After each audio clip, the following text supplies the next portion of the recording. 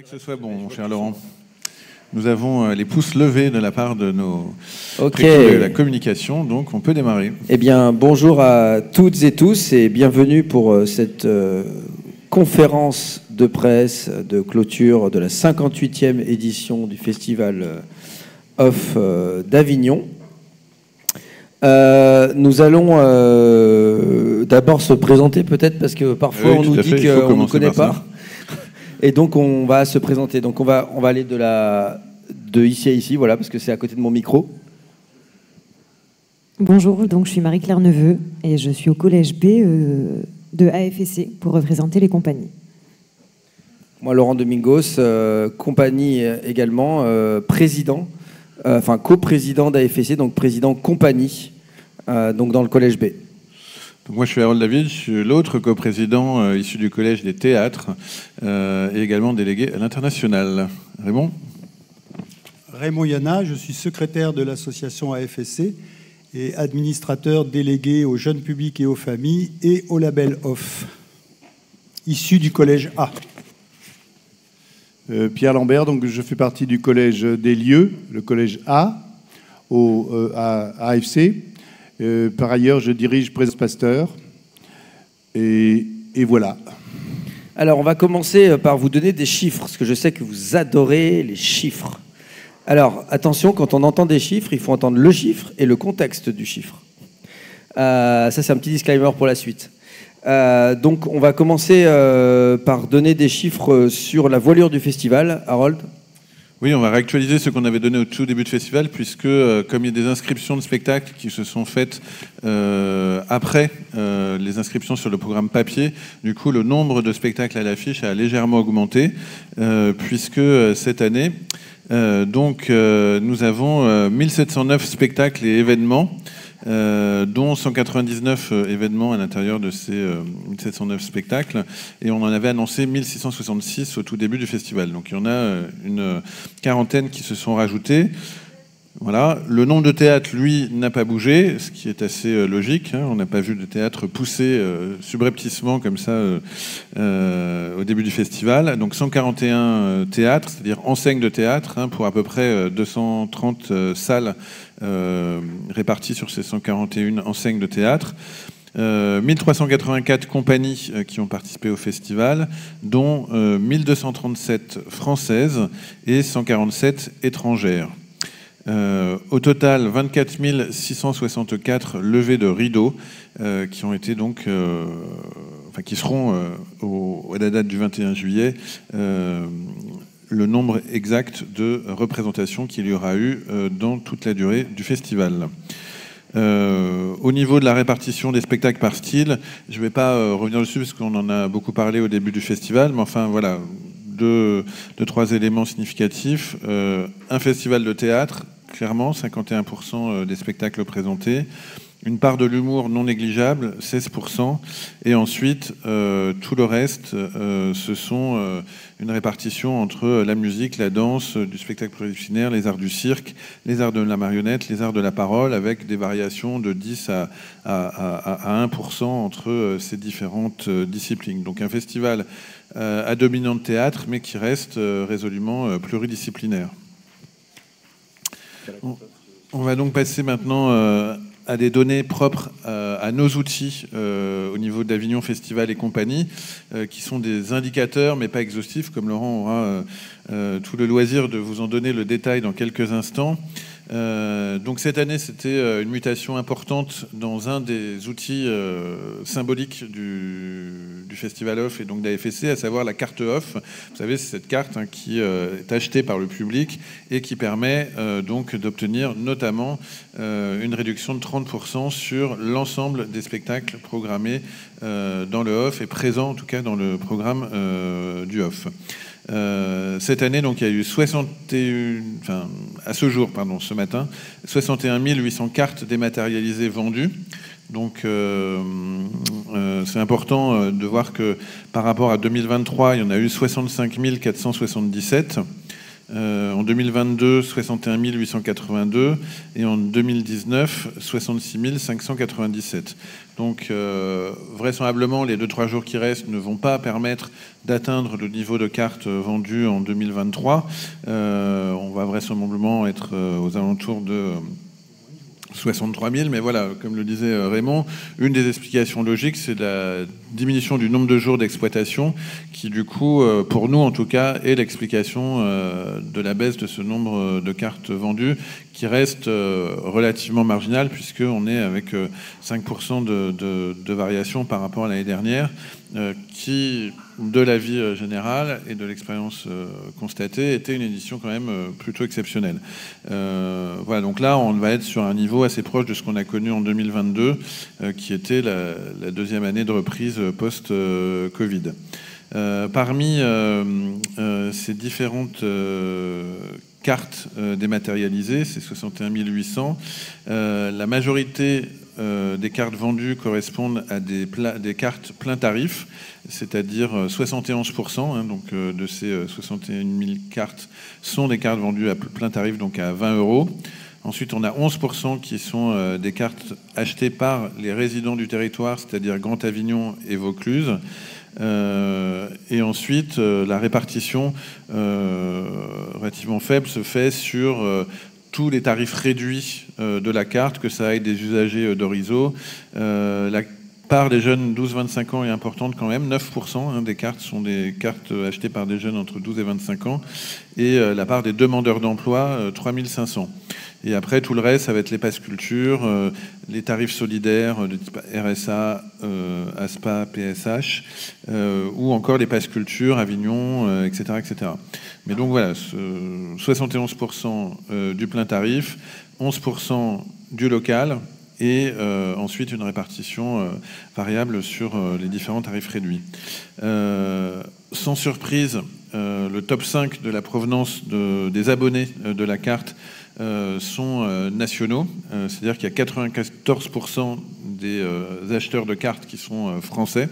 Ensuite, il y a 2,8% suisses, 1,5% belges, 0,2% Allemagne et 0,2% Espagne. Donc, sans préjuger de ce que cette répartition raconte sur l'ensemble de la fréquentation du festival, puisque ça, on ne peut pas le mesurer, il semble quand même que le public du Festival Off soit quand même d'abord un public français, plus qu'étranger, notamment, puisqu'il y a vraiment un gros écart entre la part nationale et le premier pays étrangers francophones de proximité, à savoir la Suisse, en tout cas dans les achats de cartes off. Voilà pour la carte off. Et puis sur Ticket Off, je vais laisser Laurent vous donner les éléments. Donc Ticket Off, il va vous rappeler ce que c'est. On va rappeler ce que c'est. Donc Ticket Off, c'est donc la billetterie, on va dire, pour parler de façon générale, qui est proposé par AFSC. Donc c'est un système de vente de contre-marque. En fait, Ticket Off, c'est 95% de la programmation du Off. Donc 95% des spectacles sont sur Ticket Off. Alors en fait, sur Ticket Off, cette année, on a connu une augmentation par rapport à 2023. Donc en 2023, pour rappel, il y avait 172 000 billets vendus. Et en 2024, on a eu 193 000 à l'heure d'aujourd'hui billets vendus. Et c'est pas fini parce que ce week-end-là va être un gros week-end. On table sur presque 200 000. Oui, on se dit 200 000. D'ailleurs, tous nos calculs de règle de 3, on les base sur 200 000. À savoir que c'est pas forcément un indicateur, et j'en parlerai tout à l'heure, de l'évolution de la billetterie globale du festival, parce que l'évolution de la plateforme Ticket Off, elle est aussi due à l'utilisation de la plateforme Ticket Off. Donc si plus de gens utilisent la plateforme Ticket Off parce qu'elle est plus ergonomique, parce qu'elle est plus directe, quand on va sur le programme, on peut cliquer sur j'achète un billet, ça n'est pas corrélé du coup à 100% avec l'évolution de la billetterie globale. Donc ça, il faut prendre un peu de distance entre l'augmentation de Ticket Off, qui est plutôt un succès pour AFSC quelque part. Il faut faire une distance entre ça et la billetterie globale du festival. Alors, sans surprise non plus, enfin sans surprise, Le top 5 de la provenance des spectateurs et des spectatrices, c'est les pays... le top, c'est les pays francophones. En top 1, évidemment, c'est la France à 90%. Après, il y a la Suisse à 4% et la Belgique à 1,5%. Et le premier pays de langue étrangère, étranger et de langue étrangère qui est représenté, c'est les États-Unis, avec 0,3%. Voilà. Donc on est quand même sur un public français francophone. Alors, à savoir, contrairement à ce qu'on peut entendre parfois, d'ailleurs, il n'y a pas eu d'inflation du prix des billets pour les spectateurs. En 2023, le plein tarif était à 19,50 € et le tarif abonné était à 14 € en moyenne. Cette année, le prix moyen du plein tarif il est à 19,50 € et le prix moyen d'un billet au plein tarif est de 13,50 €. Donc il n'y a pas eu d'inflation pour les spectateurs. Par contre, il y a une inflation pour les spectateurs sur tout le reste, évidemment, parce qu'il y a une inflation générale et il y a une inflation pour les compagnies et les structures de production notamment. Parce que tout coûte plus cher dans la vie, les coûts de production, les coûts de transport, les coûts de nourriture, etc., logement. Et donc, l'économie des compagnies liée à la pression de l'offre et la demande se restreint entre un prix de billet qui ne peut pas trop augmenter et un coût de production qui augmente.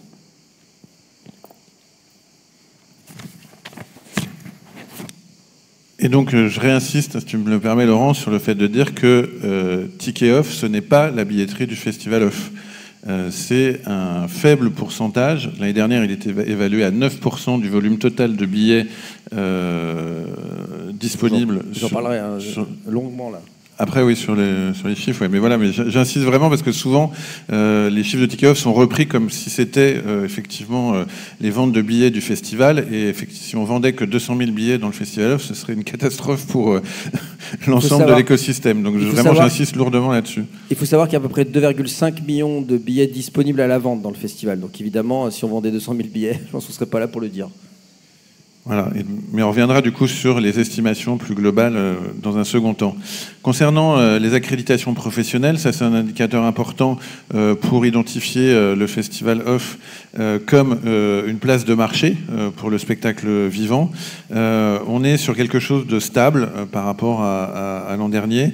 Cette année, il y a eu 2139 professionnels accrédités.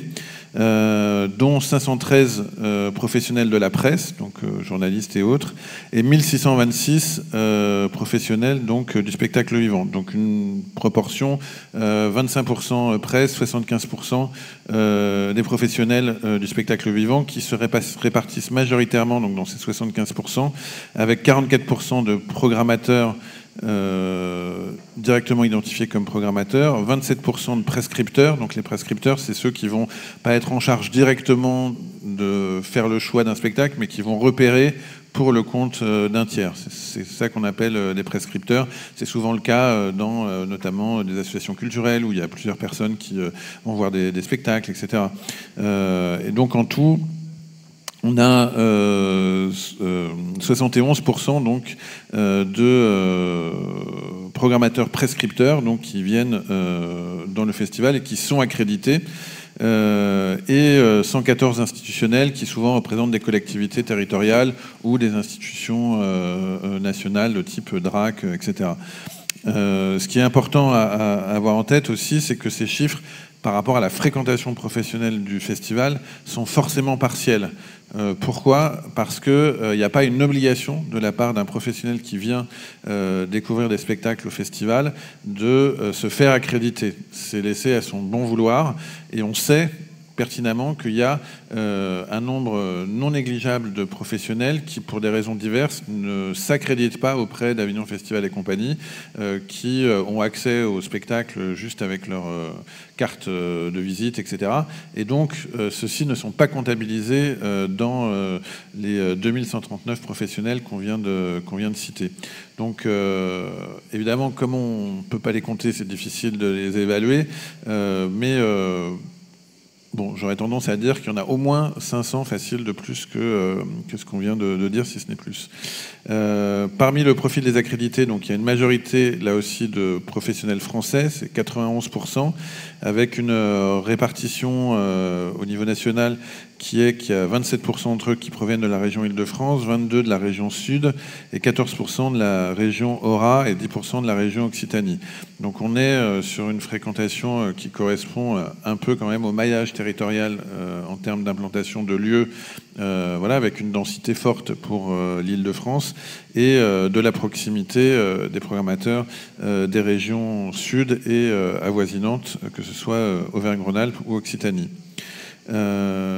Si on regarde un tout petit peu plus près les types de structures qui sont accréditées en dehors de la presse, on a une répartition qui est intéressante, puisque 48% ce sont des associations, 25% des régies directes au niveau des professionnels, 6% des délégations de services publics, et ensuite on a 12% qui sont des collectivités directes, SAS, COP, fondations, structures étrangères.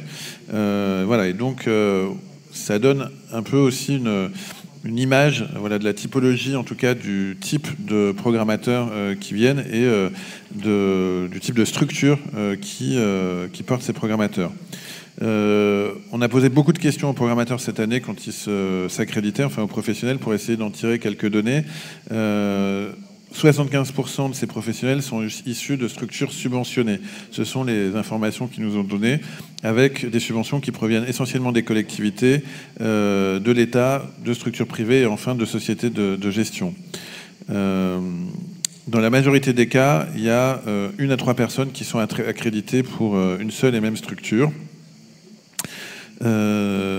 Enfin, on a demandé des informations sur la présence pendant le festival, parce qu'on essaie vraiment d'identifier le temps de présence des professionnels dans le off, et également s'il y avait des moments dans le festival qu'ils privilégiaient plutôt que d'autres.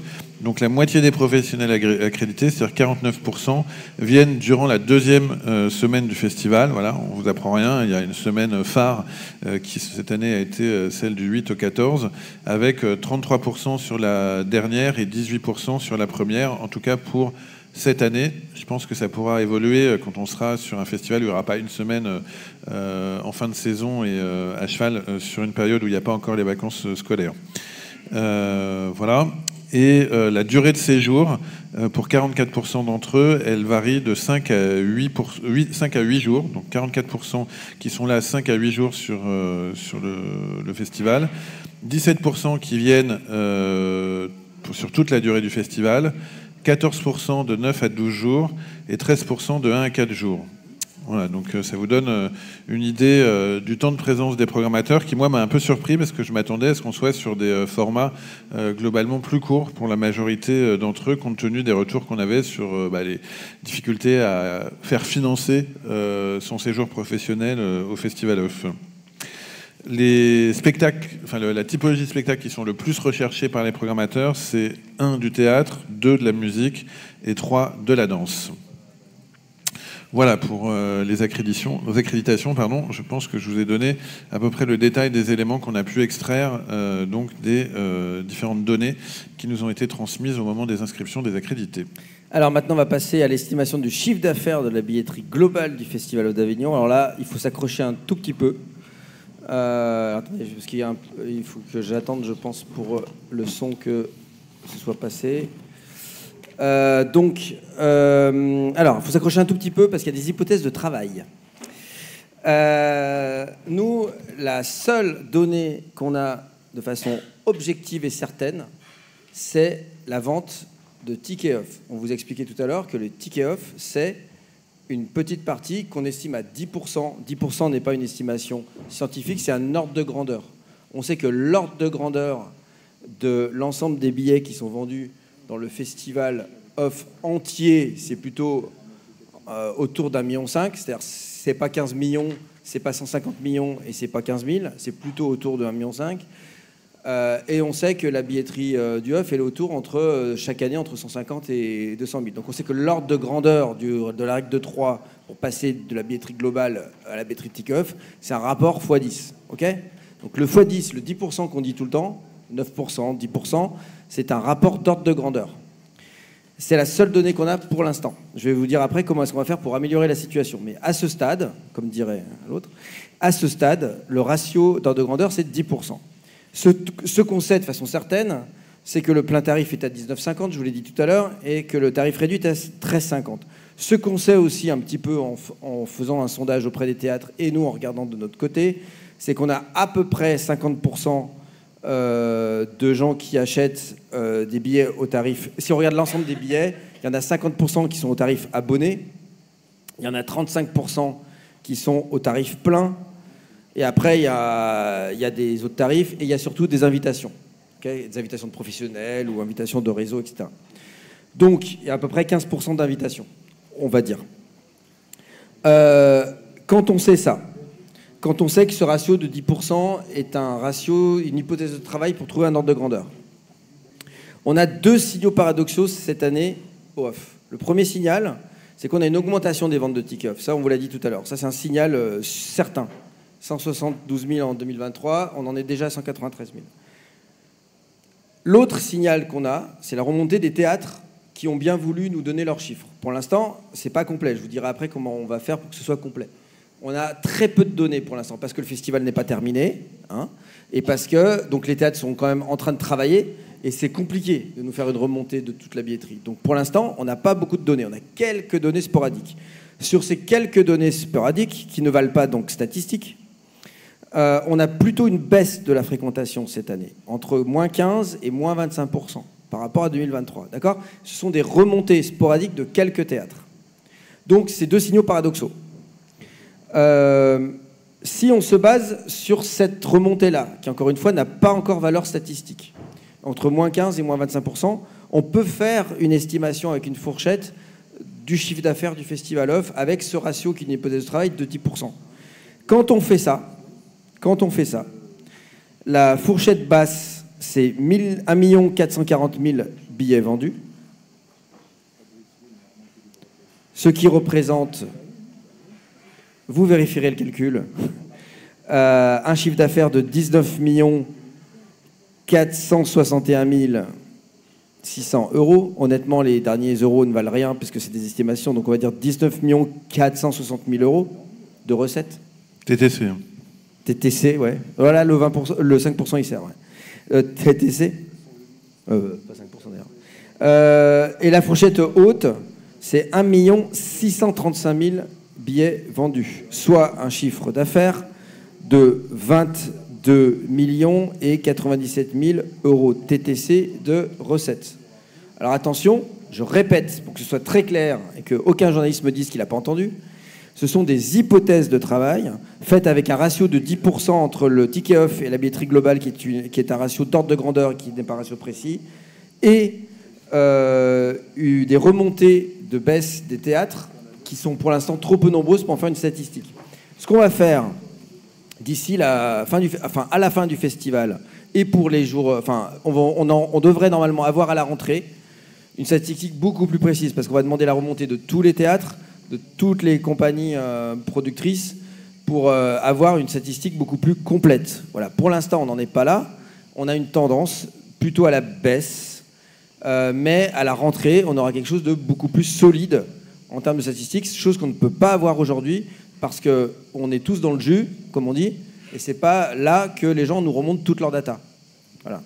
Est-ce que c'était très clair ? Pour moi, oui, mais bon. Comme j'ai travaillé sur la question, c'est heureusement que ça l'est, sinon ça serait inquiétant. Mais alors l'idée, par contre, pardon, je finis, c'est qu'il faut qu'on systématise la remontée des chiffres. C'est pas une tradition d'AFSC ni du off. Parce que le off, comme vous le savez toutes et tous, c'est basé sur l'indépendance des acteurs. Donc compagnies, théâtres sont indépendants et ont leur propre vie économique et n'ont pas, ni contractuellement, ni au niveau de la tradition, à remonter leurs données à AFSC. En revanche, ce qu'on sait, et c'est ça qu'on va essayer de convaincre, c'est que pour le bien du collectif et pour le bien du développement du festival, de comment on connaît notre public, comment on fait évoluer la stratégie de billetterie, il faut qu'on ait ces données centralisées et il faut qu'on puisse faire des statistiques. Donc, sur la base du volontariat, on va demander aux acteurs du off de nous remonter ces chiffres. Une fois qu'on aura ces chiffres remontés, on vous donnera toute la statistique avec le pourcentage d'incertitude, etc., pour que vous puissiez faire vos calculs. Voilà, parce que la réalité du Off, et c'est une de ses grandes faiblesses aujourd'hui, comparativement à d'autres festivals, notamment le Fringe d'Édimbourg, il n'y a pas de billetterie centralisée au niveau du Festival Off Avignon, et donc pour nous c'est extrêmement compliqué de pouvoir extraire à l'instant T des statistiques qui soient effectivement vérifiables. C'est très important cette année qu'on arrive à avoir une estimation qui soit effectivement statistique, parce que comme vous le savez, cette année a été particulière. Elle a impacté très durement les compagnies, et notamment sur la première semaine où vraiment les fréquentations étaient extrêmement basses dans la très grande majorité des lieux qui ont ouvert, que ce soit à partir du 29 juillet ou à partir du 3 juillet.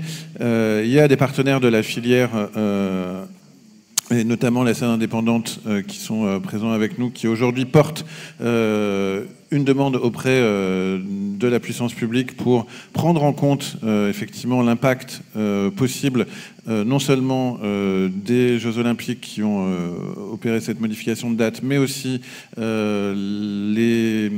Comment dire? Excusez-moi, messieurs, s'il vous plaît, parce que c'est compliqué, parce que j'ai un écho du coup de l'autre côté, du coup pour tenir le fil, c'est un peu difficile.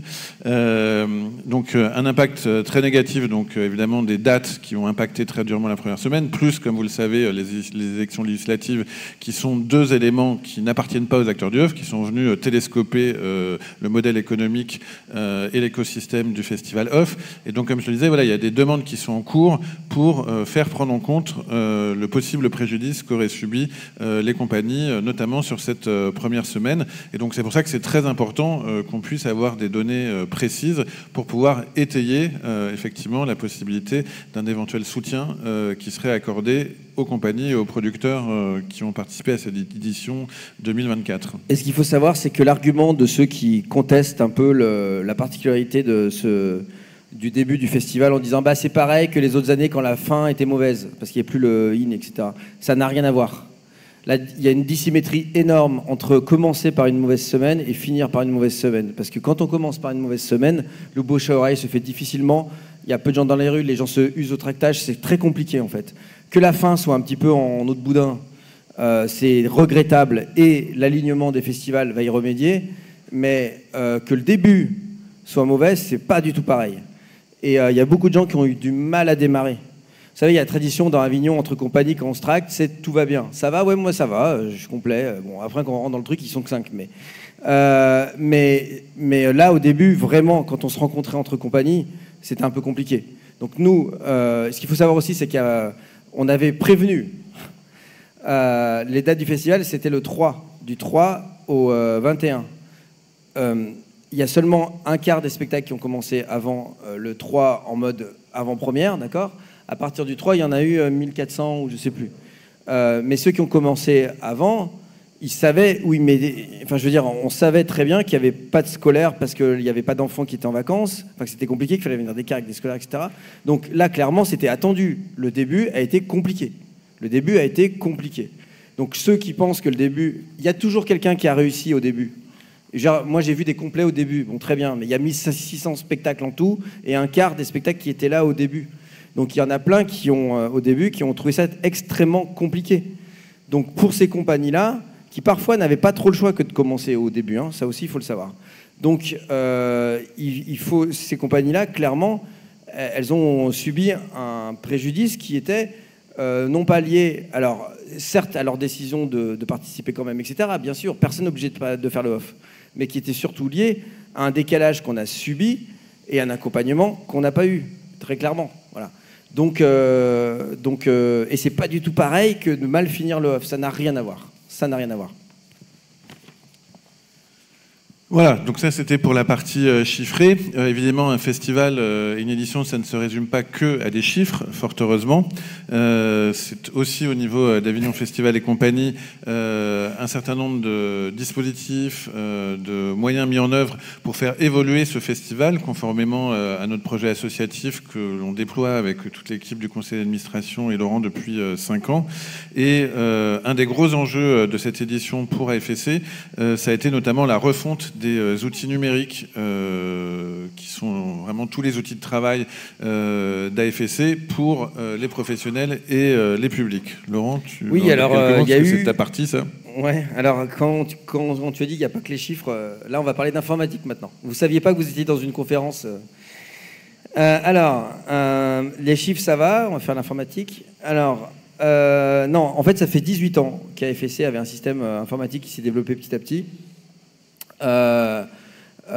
dont on savait, de tout temps, qu'il fallait le réformer profondément. Sauf que c'était compliqué pour une gouvernance de prendre cette décision-là, parce que quand vous enlevez, vous reformatez de A à Z un système qui a mis 18 ans à se faire, c'est pas que de l'informatique, c'est aussi de la connaissance métier, c'est de l'adaptation aux besoins, c'est du calibrage, enfin, c'est vraiment compliqué. Et là, en plus, le off, c'est tous les ans, comme je ne sais pas si vous avez remarqué, enfin, sauf en 2020, mais c'est tous les ans. Et donc, du coup, on n'a pas le choix que de refaire 18 ans en 9 mois, en gros. Voilà. Donc, personne avait pris le risque avant. C'était compliqué. Donc, nous, on a pris le risque. On nous a dit, waouh, vous avez pris un risque. Mais en fait, sauf que quand on prend un risque, ben, en fait, au bout d'un moment, le risque, il se réalise. C'est-à-dire que la dureté de remplacer 18 ans en 9 mois, ben, on l'a vu là. Donc, moi, je tiens à remercier quand même l'équipe AFSC qui a été sur le pont avec des horaires pas possibles, avec une attention pas possible pour essayer de faire en sorte que cette réforme se fasse dans le meilleur des cas. Aussi, l'entreprise avec laquelle on a travaillé, qui est Kixar, qui ont quand même travaillé d'arrache-pied pour qu'on réforme ce système. Mais effectivement, comme on a fait en 9 mois ce qu'on devait faire en 18 ans, au tout début, il y a eu un peu au démarrage des problèmes d'ergonomie dans le ticket off, des problèmes d'ergonomie pour la carte. En plus, on a numérisé, on a rendu la dématérialisation. C'est la même année où on a fait la dématérialisation, pour des raisons d'ailleurs qui ne sont pas indépendantes de la refonte du système informatique. Donc cette année a été une année de grande épreuve, notamment pour la compagnie, mais parfois aussi en ergonomie pour les professionnels et les spectateurs. Mais en fait, ça s'est quand même très bien passé. Une des preuves en est qu'on a eu même une augmentation des ventes de tickets off, donc c'est pas que l'ergonomie était si catastrophique que ça. Et beaucoup d'utilisation du programme en ligne. Ça, on l'a vu, on a vu un changement du temps d'utilisation du programme en ligne. Il se trouve que, je ne sais pas si vous vous rappelez des éditions précédentes, mais des fois, ça ramait. Genre, on allait sur le programme, ça mettait genre 1 minute pour... voilà. Là, maintenant, il n'y a plus ça. Donc déjà, rien que ça fait que les gens, ils ont pu se balader sur les programmes. Donc, du coup, ça clique plus, etc. Donc, c'est plutôt un succès, même si, effectivement, au démarrage, on a essuyé les plâtres d'une refonte rapide de quelque chose qui était très ancien et très installé. L'idée quand même, c'est que dès la rentrée, là, on va s'y remettre, parce que l'idée, c'est évidemment de corriger et d'améliorer l'ergonomie de tout un tas d'outils qu'on a vus là, qu'on a éprouvés ici pendant ce festival. On va aussi faire une refonte complète de l'appli, parce qu'il y a aussi une appli du off qui est, pour l'instant, dont l'ergonomie, à mon sens, n'est pas satisfaisante. Et dont notamment la mise à jour, enfin c'est une appli qui se met pas à jour automatiquement, enfin il y a plein de problèmes d'ergonomie de cette appli, et ça on va y remédier pour que ça devienne une référence pour les festivaliers.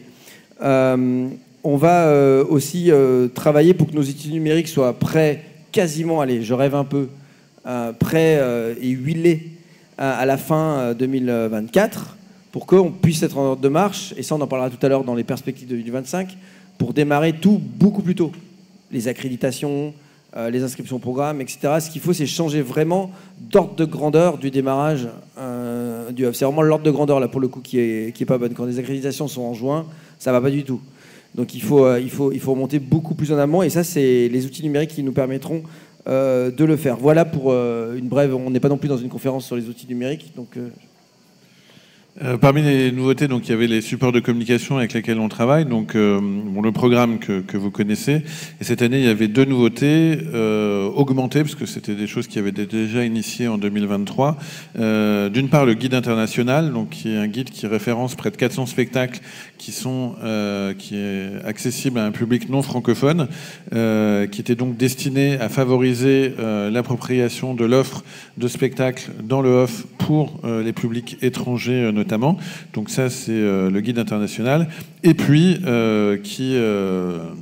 l'autre outil, c'est le guide jeune public, mais je vais laisser Raymond en dire quelques mots. Merci Harold. Le guide jeune public avait démarré en expérimentation l'année dernière. Il avait été tiré à 5000 exemplaires. Suite à plusieurs réunions que nous avons eues avec la commission jeune public, qui comprend pas seulement des membres du conseil d'administration, mais aussi d'autres personnes qui ont une expertise par rapport au jeune public, comme le Totem, la cour du spectateur, à Citège, etc. etc. Il a été complété, on a rajouté des pitchs, on a élargi le champ des compagnies qui s'adressent aussi aux collégiens, parce que les collégiens sont souvent un public un petit peu...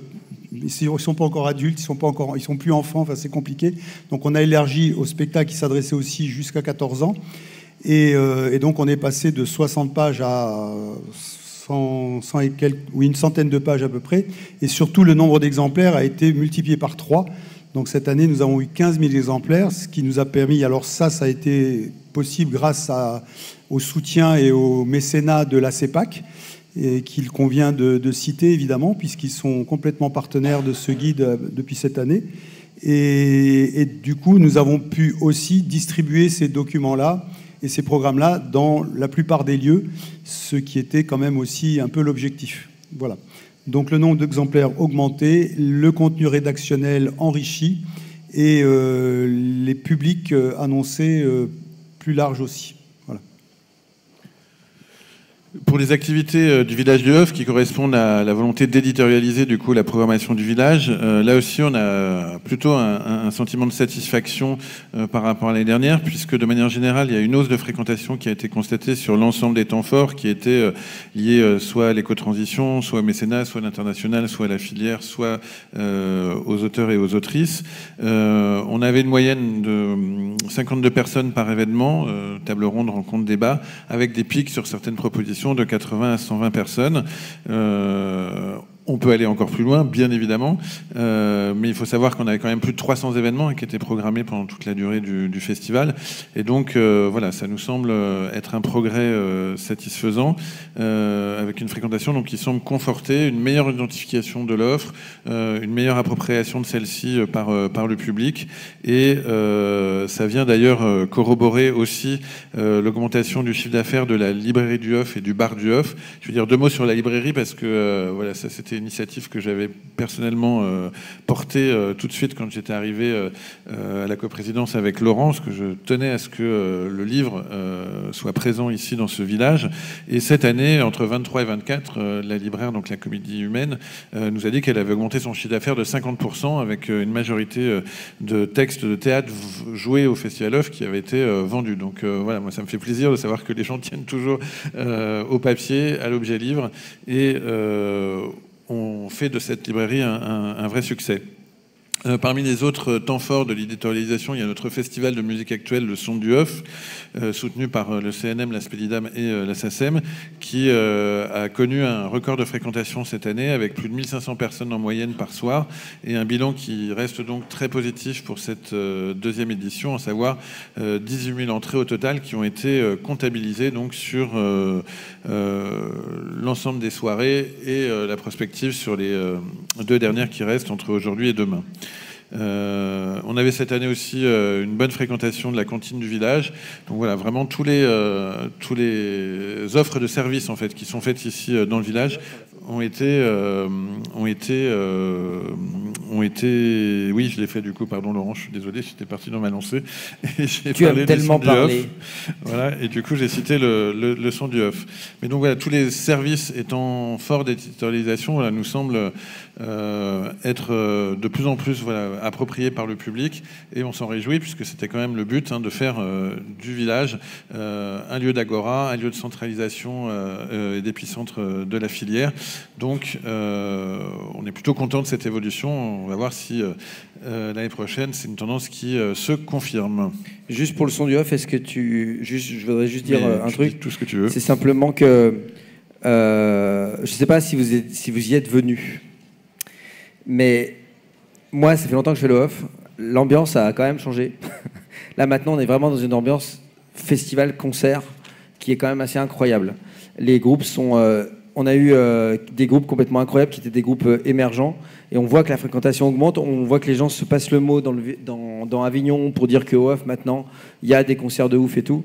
Vraiment, ça, c'est le fait qu'on éditorialise un festival de musique qui commence à prendre vraiment au niveau de la popularité, et du coup, qui aide aussi les émergents qui viennent sur scène. C'est vraiment, je pense, enfin, on pense au conseil d'administration, l'un des sens de notre travail. Voilà ce que je voulais en dire. C'est quand même assez nouveau pour pouvoir bien le noter, quoi. Tout à fait. Et alors sinon, 2024, c'était aussi l'année de la mise en place de différents dispositifs expérimentaux qui ont vocation, dans les années à venir, à se modéliser, et notamment un qui concerne l'éco-transition avec le off sur de bons rails, et c'est Marie-Claire qui va vous en parler. Bonjour. Alors, je vais vous parler, du fret. Le fret mutualisé, donc c'est une expérimentation qui a été conduite avec succès cette année pour 19 compagnies et un théâtre en provenance de la région Île-de-France, en transport du coup pour les décors et pour du matériel. Les décors de 30 spectacles étaient répartis dans 5 conteneurs. Ce dispositif, il a été possible grâce au soutien du CNM, de la région Île-de-France et de la coopération de l'entreprise Lomac.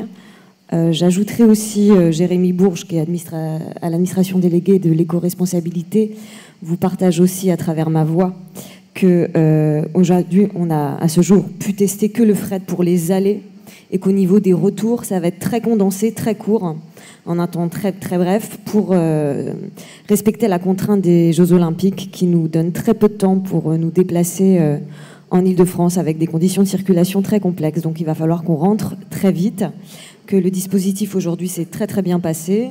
Beaucoup de compagnies se renseignent pour l'année prochaine et on va développer cette expérimentation à x2, voire x3 pour l'année prochaine.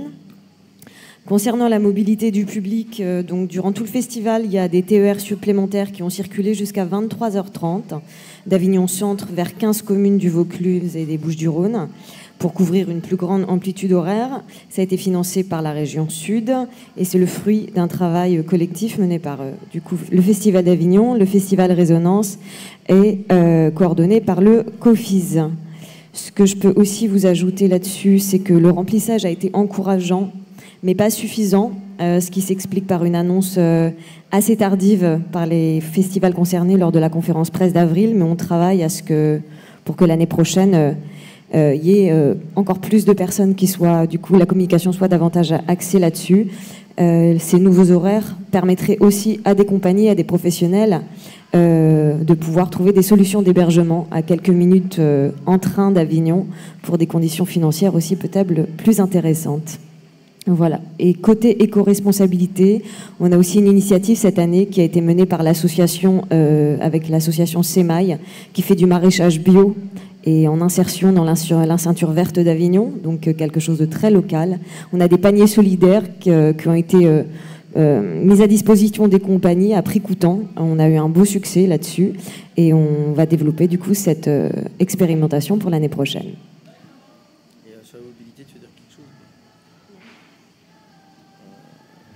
Ok. Ouais, tu en as parlé de la mobilité. Hein, ouais. On passe à Taïwan. Okay. Alors, Taïwan. Taïwan, cette année, a été, comme vous le savez, je pense, toutes et tous, l'invité d'honneur du Festival Off Avignon sur 5 axes. D'ailleurs, c'est toujours 5 axes, hein, je ne sais pas si tu as remarqué. Il y a 5 axes de présence de Taïwan à Avignon. Déjà, un axe que vous voyez quand vous venez au village, c'est que Taïwan s'affiche des portraits de Taïwanais qui habillent les murs du village du Oeuf, en tout cas de la cour qui abrite le bar. C'est dans le cadre du projet Inside Out, qui a été initialement créé par JR. Taïwan aussi est présent à la librairie, dans des ouvrages d'ailleurs qui sont assez beaux. Je ne sais pas si vous avez eu le temps d'y aller, mais je vous conseille d'y rentrer. Il y a aussi Taïwan au cinéma, des rétrospectives de cinéma taïwanais au cinéma Utopia. Je crois que c'était un film par jour pendant une période de une semaine et des temps de médiation. Il y a eu aussi des expositions, donc notamment à la Chapelle des Cordeliers en partenariat avec l'École supérieure d'art d'Avignon. Qui est encore visible jusqu'au 22 d'ailleurs juillet. Exactement, donc ça vous pouvez encore y aller. En tout cas, ça a été l'occasion de découvrir une culture et des gens merveilleux, ça on peut le dire. C'est le début d'une collaboration avec, dans les années futures avec les cultures du monde.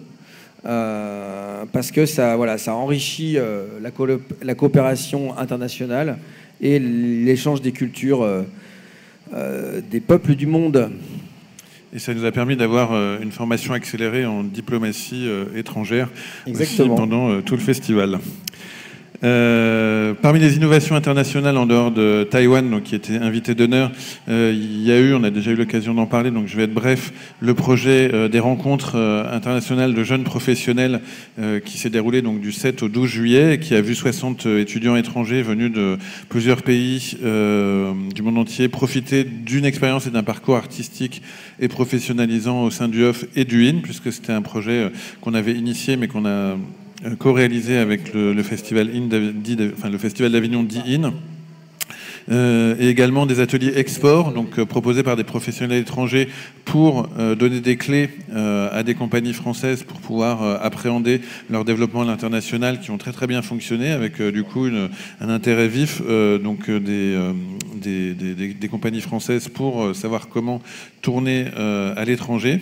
Et ça, c'est venu donc ces innovations accentuer et accélérer du coup le développement du rayonnement international du Festival HOF Avignon. On a reçu avec Laurent beaucoup de délégations étrangères qui sont venues nous rencontrer, qui veulent initier des coopérations avec le Festival HOF, dont des festivals qui sont pas du tout calés sur le modèle du HOF, mais plus d'ailleurs sur un modèle proche du IN, mais qui souhaitent néanmoins travailler avec le Festival HOF.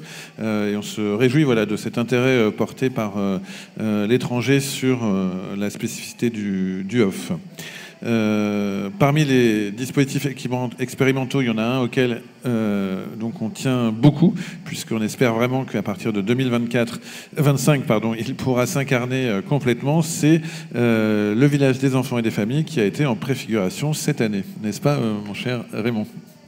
Mais oui, j'ai tendance à dire que si AFSC, le HOF, est un mammifère, c'est sans doute le mammifère qui a le temps de gestation le plus long, puisque c'est un projet qui date de 2016, et c'est pas un hasard, cette date-là. Et après 8 ans, on va enfin avoir en 2025 l'accouchement de ce beau bébé qui va arriver, qui va incarner aussi le fait que sur Avignon, eh bien oui, il y a bien 3 festivals. Il y a le IN, il y a le HOF, et il y a aussi le festival Jeune Public. Nous avons déjà le guide, le programme, on en a parlé tout à l'heure, et à partir de l'année prochaine, il y aura le village des enfants et des familles, et on peut en parler d'autant plus facilement que Madame le maire, Cécile L, l'a annoncé lors de l'inauguration, et ça se passera dans l'ancien village du HOF qui a été aménagé. La cour est complètement végétalisée, c'est tout à fait adapté à l'accueil des enfants, et nous aurons des tas d'activités dont nous parlerons un petit peu plus tard. En tout cas, par rapport au bilan de cette année, on a souhaité faire quand même une préfiguration. Nous avons accueilli des enfants sur des ateliers le matin et l'après-midi, pendant un temps, je crois que ça se termine demain.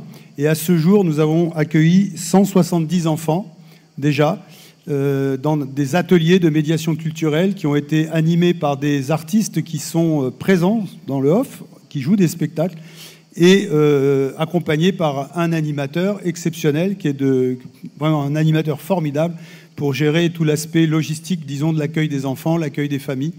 Et donc, c'est très, très encourageant parce que quand les familles peuvent mettre leurs enfants en toute confiance pour pratiquer des ateliers de danse, de théâtre, de musique, de chant, d'ateliers d'écriture, etc., ça leur permet aussi d'aller voir des spectacles, eux, en tant que parents, et qui ne sont pas forcément destinés aux enfants. Et on aura l'occasion d'en reparler un petit peu plus tard. Mais si tout ça aboutit, ça sera vraiment gagnant, gagnant, gagnant, gagnant. 4 fois gagnant. Et parmi les autres innovations structurantes mises en œuvre cette année, il y a eu le label OFF qui a donc vu sa mise en œuvre effective dès ce mois de juillet. Je te laisse reprendre le micro. Oui, là, c'est l'autre casquette. C'est formidable, cette fin de conférence. Dis donc, là, c'est oh là là, formidable. Alors, le label OFF, c'est quelque chose auquel on tient aussi depuis un certain temps.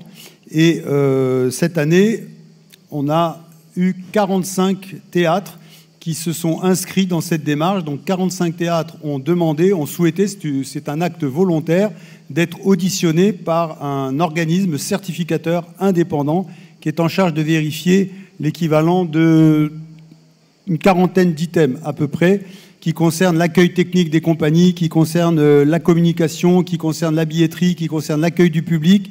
Et c'est moi, en tout cas, ils ont passé 3h30 chez moi, à l'Espace Alia, donc c'est fait très sérieusement, avec des appareils de mesure pour la technique, avec des contrôles visuels de tout, à regarder tous les contrats, éplucher tout.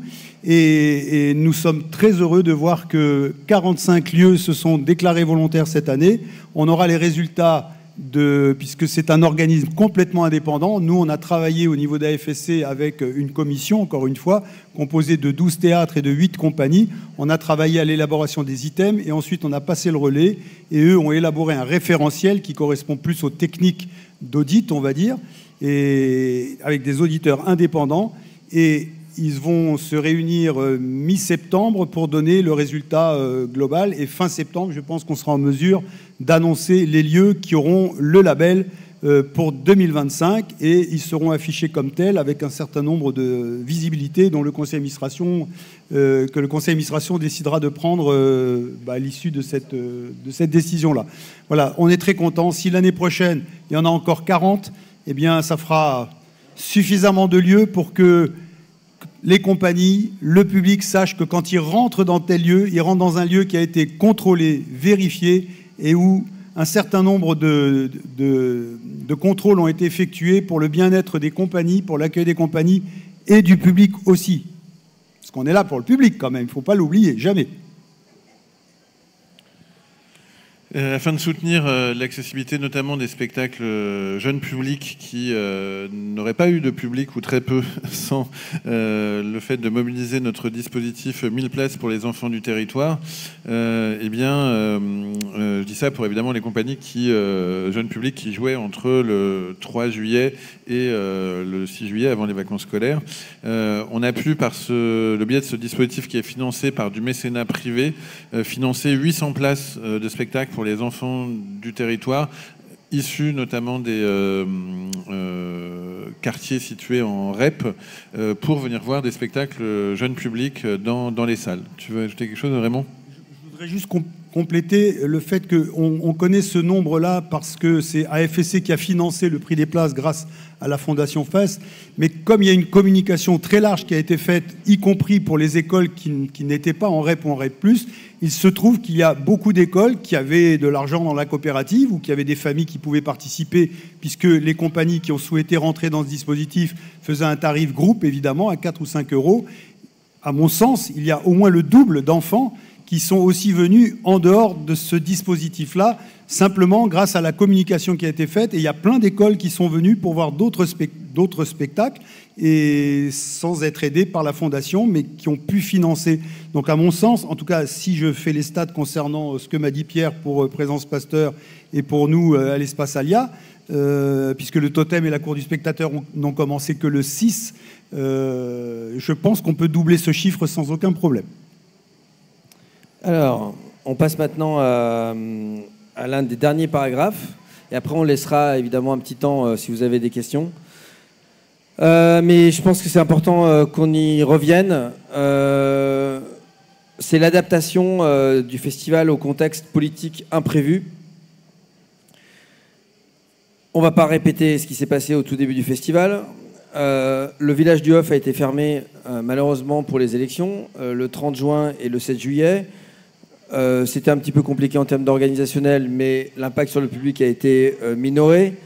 Nous, on en a profité évidemment pour prendre parti, et notre parti a été très clair. On a collaboré notamment avec Territoire, mais aussi avec le Festival d'Avignon, dit IN, là-dessus, de façon très rapprochée. D'ailleurs, je tiens à dire que ces événements malheureux nous ont quand même rapprochés à la fois avec le Festival d'Avignon, mais aussi avec l'intersyndicale, hein, qui était très présente, et aussi avec tous nos partenaires. On a fait plusieurs temps, donc on a fait une table ronde le 4 juillet qui a été animée par Thomas Negaroff, dont le titre était « À l'heure où l'extrémiste est aux portes du pouvoir, le monde de la culture a-t-il échoué ?» D'ailleurs, je tenais à dire à cette occasion qu'on s'était fait disputer par Libération après la table ronde, parce que la table ronde a commencé par citer un article la tribune de Ariane Mouchkine, qu'elle avait publié dans Libération, et on a oublié de dire que c'était dans Libération. Donc voilà, on dit bravo Libération. Ils ont publié, grâce à eux, on a pu faire cette table ronde qui commençait par une tribune de Ariane Mouchkine. Ça a été un franc succès. D'ailleurs, la salle était ça a été assez animé parce que est sortie de cette tribune aussi cette notion de l'entre-soi ou pas de l'artiste, de la place de l'artiste dans la société et de ses actions pour le vivre ensemble. Puis après, dans la nuit du 4 au 5, on a participé à l'organisation de la nuit de, je crois que c'était la nuit d'Avignon, la nuit de rassemblement des artistes au Palais des Papes sur la cour d'honneur. Donc ça aussi, ça a eu un impact non négligeable à la fois médiatique et artistique.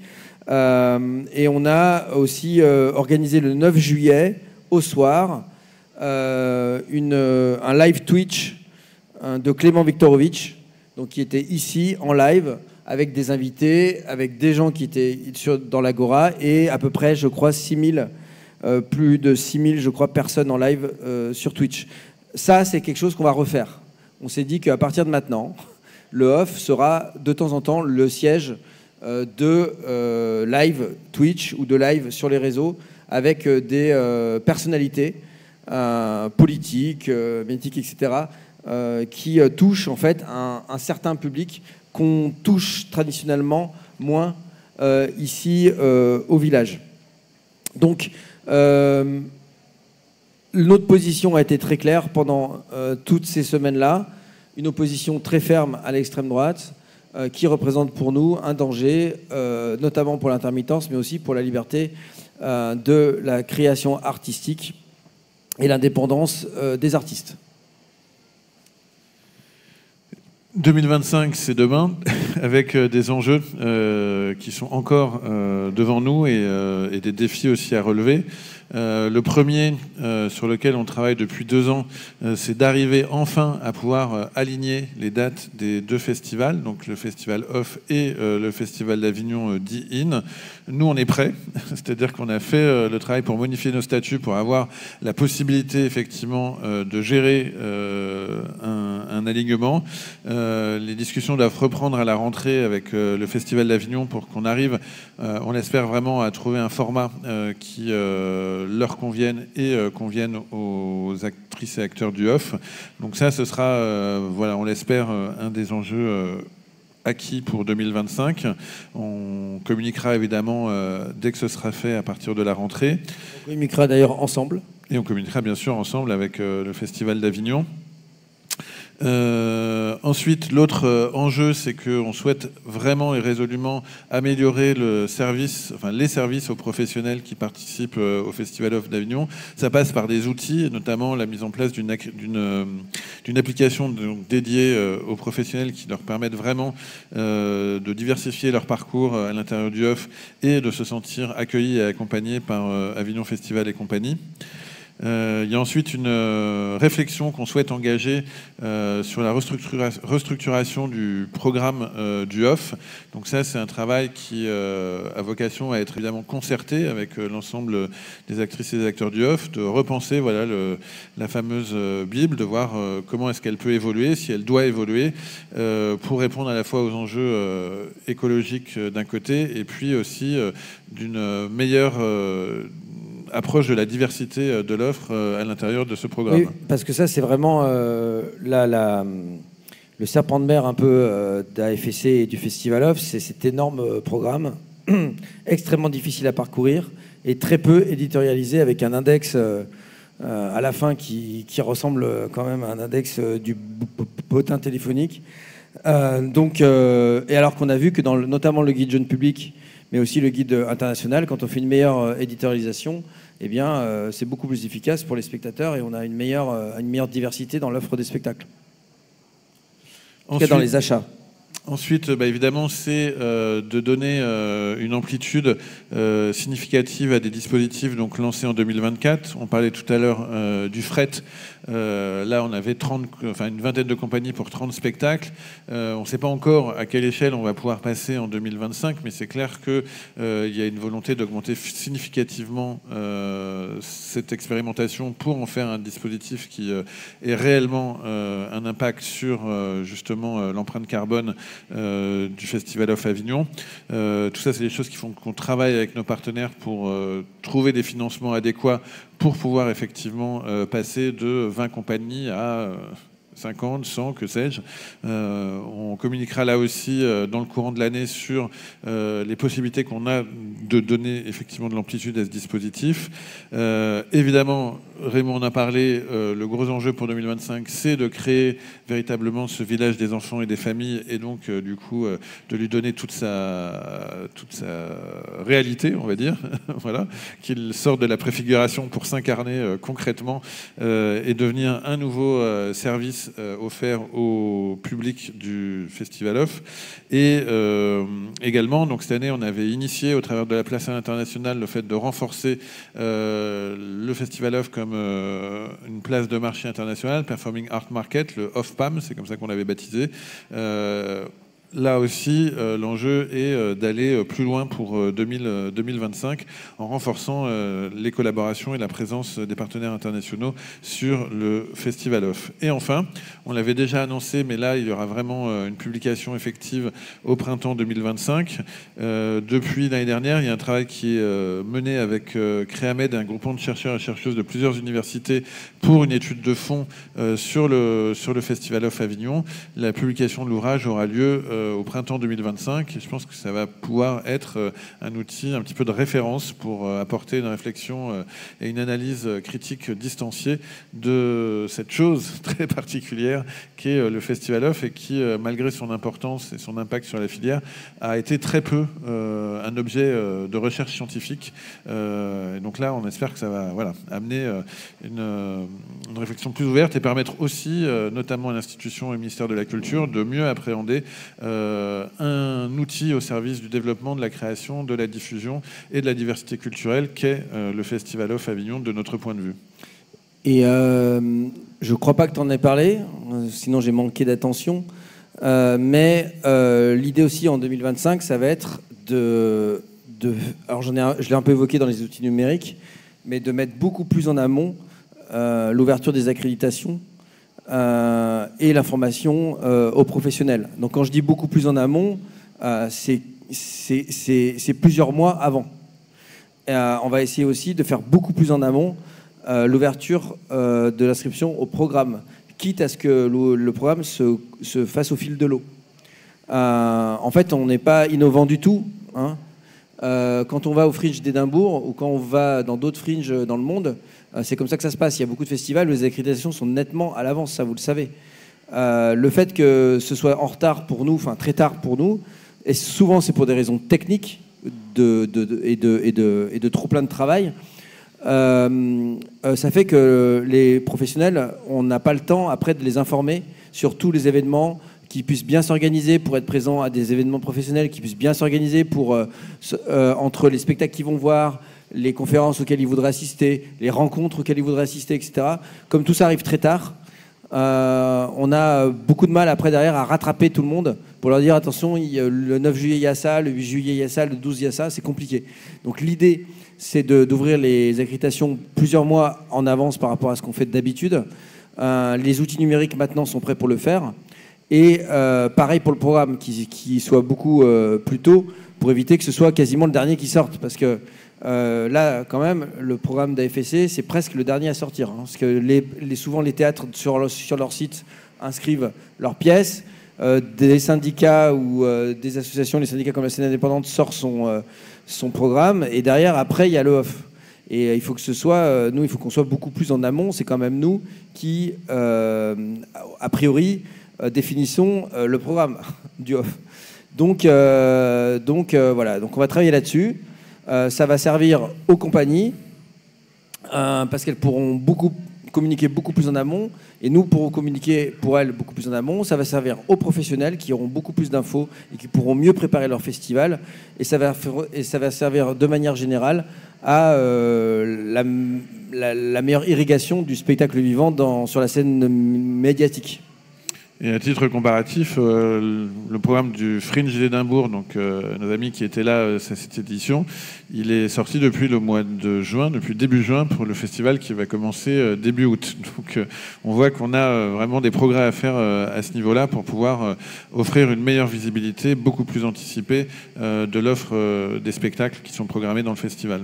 Est-ce que vous avez des questions, des remarques ? Alors, nous avons une première prise de la parole de la part de Philippe Chaplon, donc, qui est délégué général de la scène indépendante. Oui, merci. Alors, déjà, bonjour à toutes et à tous.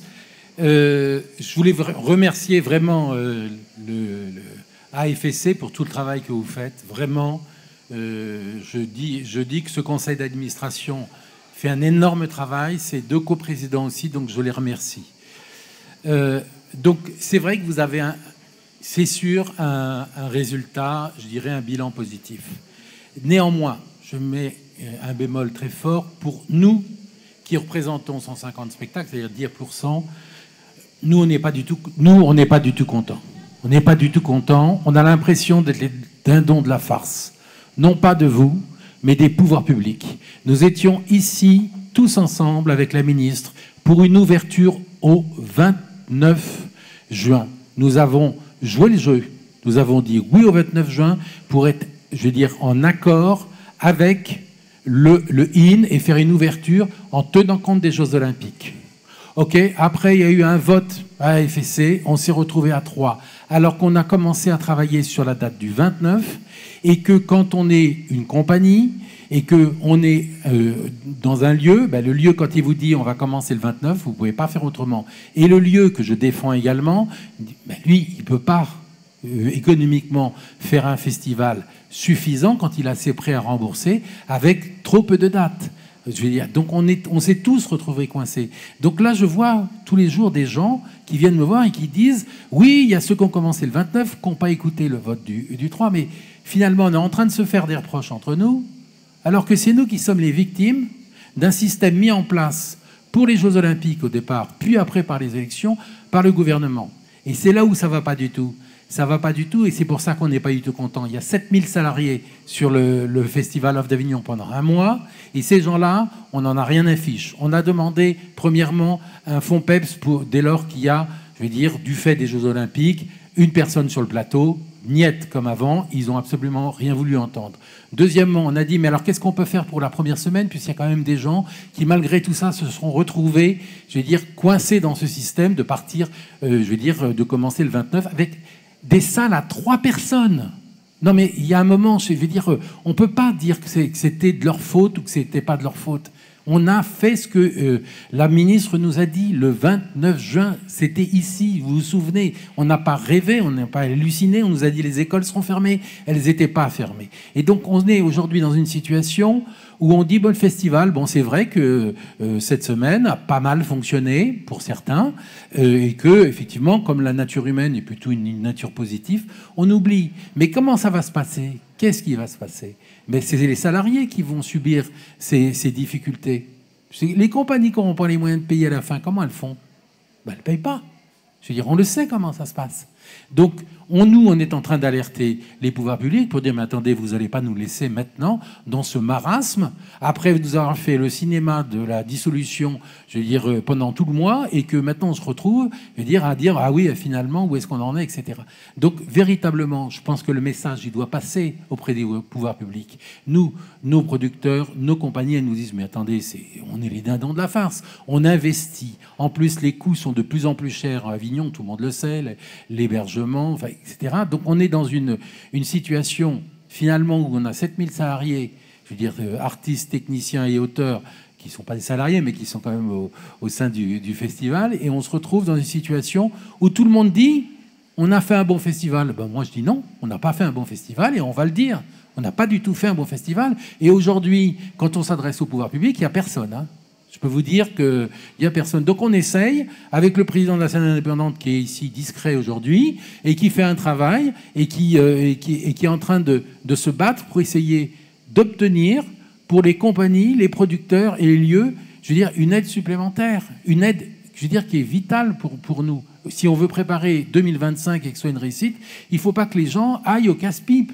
On ne peut pas demander aux gens de se labelliser, comme tu le dis très justement, et puis après d'avoir des règles du jeu qui sont absolument impossibles à respecter.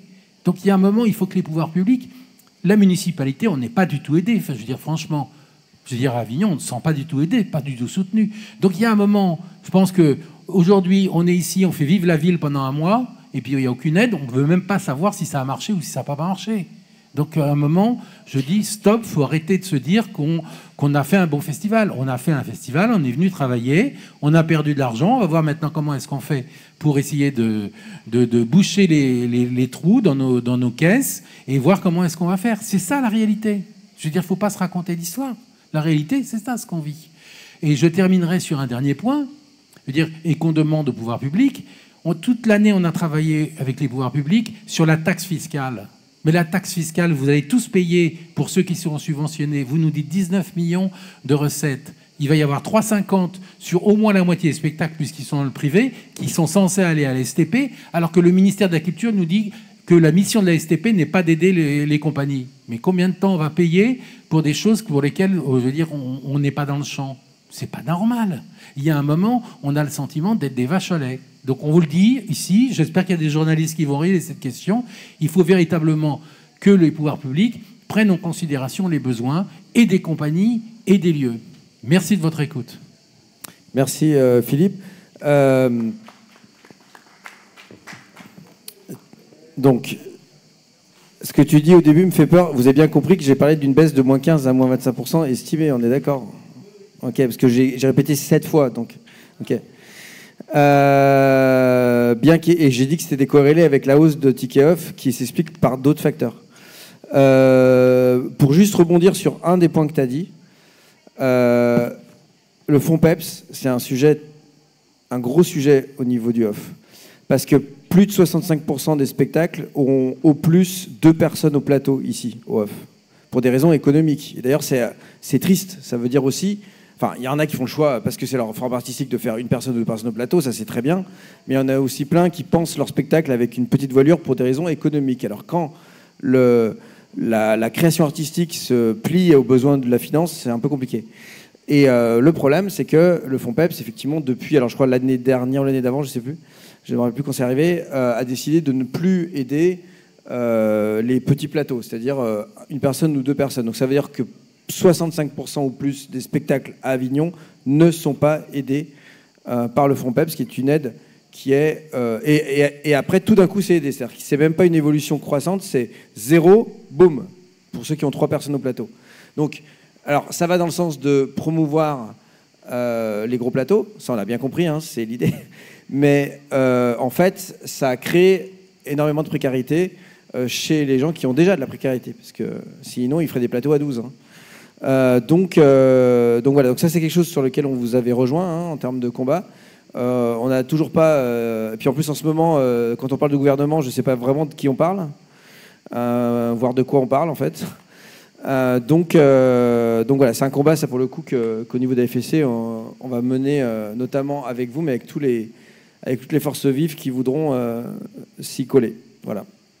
Est-ce que vous avez d'autres questions ou d'autres remarques? Juste pour réagir à ce que vient de dire Philippe Chaplon, je pense que c'est important effectivement de souligner la nécessité de repenser le soutien aux différents acteurs de la filière privée, que ce soit les compagnies, comme ça a été évoqué, qui cotisent effectivement avec la taxe sur le spectacle vivant à l'association de soutien au théâtre privé. Mais c'est le cas aussi pour les théâtres privés. Là, moi, je prends la parole avec ma casquette d'exploitant de salle à Avignon, puisque j'ai 3 salles de spectacle. Ça fait plusieurs années que je demande à la STP qu'effectivement la répartition du soutien au théâtre privé puisse intégrer les théâtres privés d'Avignon, dont je considère, et je ne suis pas le seul à le considérer, qu'on fait un travail, malgré toute la manière dont on est souvent décrié sur le modèle économique qui est le nôtre, etc., d'intérêt général pour la diversité culturelle, pour la diffusion, et que s'il y avait une meilleure répartition effectivement des moyens qui sont aujourd'hui concentrés, on va dire, sur une toute petite poignée de bénéficiaires au niveau du théâtre privé, notamment parisien, eh bien le modèle économique du off, y compris pour les compagnies, pourrait changer. Et je trouve que c'est à l'heure où il y a un rapport qui est sorti sur la réalité effectivement de comment fonctionnent les aides de soutien au théâtre privé, le fait qu'il y ait une réforme qui soit en cours et qui, à mon sens, doit aller encore plus loin que ce qu'elle ne va, est vraiment important, parce que si on veut changer la réalité du off et faire en sorte que, effectivement, les actrices et acteurs du off ne soient pas que des vaches à lait, parce que je partage ce point de vue-là, où il y a une vraie identification à cette réalité-là, il faut que les dispositifs actuels évoluent et soient en phase avec la diversité des acteurs, et qu'on arrête, effectivement, d'être dans un système de concentration qui ne permet pas une équité dans les moyens redistribués à l'ensemble des acteurs de la filière. Voilà. Vous avez une question ? Oui, madame. Bonjour. Bonjour. Alors ma question, en fait, elle porte notamment sur le label off et aussi vos enjeux pour les années à venir. Quelle est votre réflexion pour que le label off ne soit donc pas seulement de la part, enfin des démarches faites de la part des théâtres d'être labellisés, mais que ça devienne une condition sine qua non aussi pour pouvoir intégrer le catalogue, voilà, et être. Et attendez, c'est une question un petit peu longue. Aussi pour que cette question de l'accueil décente, enfin dans des conditions décentes, aussi bien du public que des artistes, ça soit aussi généralisé au off. Et plus largement aussi, quelle est votre réflexion au sein de l'association pour participer à la régulation des locations des salles. Puisque même si, bien évidemment, chaque théâtre est indépendant, c'est vrai que quand on atteint dans certains théâtres 23 000 € le créneau, c'est quand même extrêmement problématique, d'autant plus que les subventions publiques, enfin les compagnies sont en train de subir des baisses drastiques. Et que, au final, ce qui se passe, c'est juste une sorte de transfert des fonds publics vers les propriétaires privés du Vaucluse. Donc voilà, aussi, quelles sont les réflexions de l'association sur ces enjeux-là pour vraiment accompagner les artistes et mettre en place une régulation. Alors, question bien comprise. Plusieurs questions dans la question. Tu veux répondre sur le label et je réponds sur les credos ? Oui. Allez. Oui. Comment faire pour que ce label soit obligatoire ou contraignant, c'est ça? Pour l'instant, l'idée, c'est de faire appel aux théâtres qui sont volontaires, sans qu'il y ait de conséquences pour ceux qui ne le seront pas. Parce que la régulation, c'est faire en sorte qu'un jour, et je pense que ça arrivera dès 2025, les lieux qui ne sont pas encore labellisés se posent la question, est-ce que je peux me permettre de ne pas l'être? C'est ça l'idée. L'idée, c'est de tirer tout le monde vers le haut. Et moi, je suis convaincu que 95%, voire plus, de lieux sont des gens honnêtes et des gens qui souhaitent travailler dans les meilleures conditions possibles. On ne l'a pas dit tout à l'heure, mais ce label doit être aussi un repère de ce qui est correct pour accueillir des compagnies et des lieux. Il y a très peu d'escrocs, très peu d'escrocs qu'il faut écarter, bien sûr. Et parmi les autres, il y a des gens qui sont des professionnels du spectacle vivant, qui savent ce qu'il faut faire pour bien accueillir, techniquement, en termes de communication, etc. Et d'autres qui ne demandent pas mieux que d'apprendre et de faire. Et ce label a été conçu aussi pour être un repère. Et je suis convaincu qu'il y a énormément de directeurs de lieux qui, grâce à ce référentiel-là que maintenant tout le monde a, une évolution va se faire dans l'année qui vient une prise de conscience va se faire. Ensuite, on s'est donné 3 ans. On s'est donné 3 ans pour arriver à faire en sorte que la grande majorité des lieux soient labellisés. Parce que l'objectif, c'est pas d'écarter des lieux, c'est de faire en sorte qu'ils soient tous vertueux. C'est ça l'objectif. Dans 3 ans, on fera un point. Dans 3 ans, on fera un point et on verra. Mais je suis convaincu que d'ici 3 ans, même ceux qui sont encore un petit peu réfractaires, parce que les directeurs de lieux sont très indépendants, ne souhaitent pas être contrôlés, etc., etc., c'est pour ça que pour l'instant, ce sont uniquement ceux qui le souhaitent. Et il n'y aura pas de conséquences sur le programme, en tout cas en 2025. Et après, nous verrons ce que le conseil d'administration décidera. Quant au prix des créneaux, je vais laisser Laurent répondre. Oui, c'est un sujet que j'aime bien. Moi, je suis compagnie. Donc, ça a tout le temps été une polémique au HOF, ça. Moi, depuis que je suis là, j'ai beaucoup évolué. En fait, moi, j'ai commencé à m'occuper du HOF, entre guillemets, via les Sentinelles.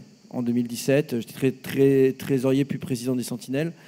Et le prix des créneaux, mais aussi le prix des logements, en gros, le coût pour une compagnie, le coût d'exploitation en fait pour une compagnie était, on le jugeait monstrueux et décalé par rapport à la plus-value qu'a une compagnie de faire le HOF.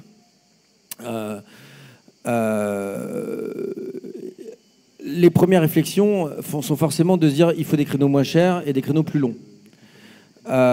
Mais quand on commence à rentrer dans les détails, on se rend compte qu'il y a 2 types de compagnies, quelque part. Il y a les productions et les compagnies de type privé. Ça peut être des associations, comme moi, je suis une compagnie, mais je ne suis pas une compagnie du public.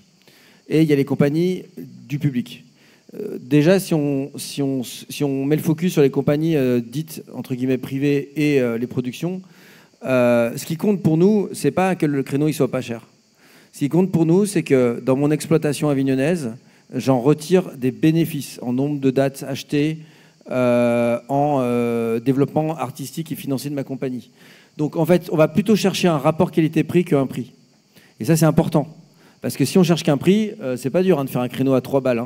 On enlève les projos, la porte elle ferme mal et le grill est à 2 mètres. Et on a des murs blancs. C'est un appart en fait. Donc en fait, on va pas chercher le prix. On va chercher le rapport qualité-prix. C'est très important pour nous ça. Et plus on a réfléchi, plus on s'est basé sur ce truc-là.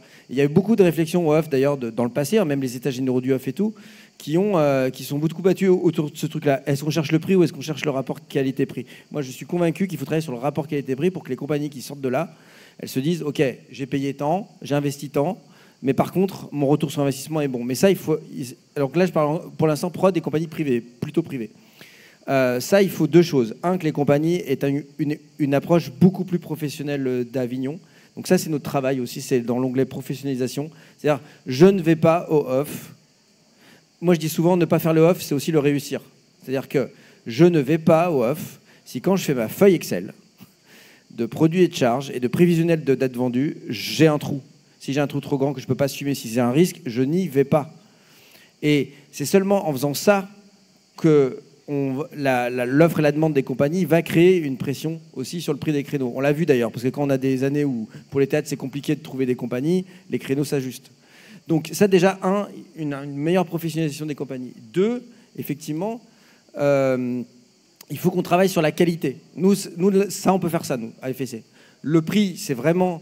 de faire en sorte que la compagnie, elle n'aille pas au casse-pipe et qu'elle le sache. Et nous, on aide ça, à faire les feuilles Excel, à faire les budgets, à comprendre quand est-ce qu'il faut y aller, quand est-ce qu'il ne faut pas y aller, en fonction de la maturité de son projet aussi. Parce qu'il n'y a pas que la finance. Il y a aussi des compagnies qui vont avec des projets qui sont des... Là, je discutais avec une de ces compagnies, d'ailleurs, hier soir, je me rappelle, avec des projets trop peu matures. Et donc, du coup, 5 jours pour se caler, 5 jours pour faire un spectacle mature, c'est trop tard. Les programmateurs se barrent, les gens ne font pas de bouche à oreille, enfin, c'est compliqué. Donc ça, c'est une première partie professionnalisation. Nous, avec le label, on travaille sur le rapport qualité-prix, c'est-à-dire sur le fait qu'en face d'un prix, il y a des services dont on sait qu'ils servent aux compagnies et que les compagnies vont bénéficier et vont sortir gagnantes le plus gagnantes possible, en tout cas, de ce festival.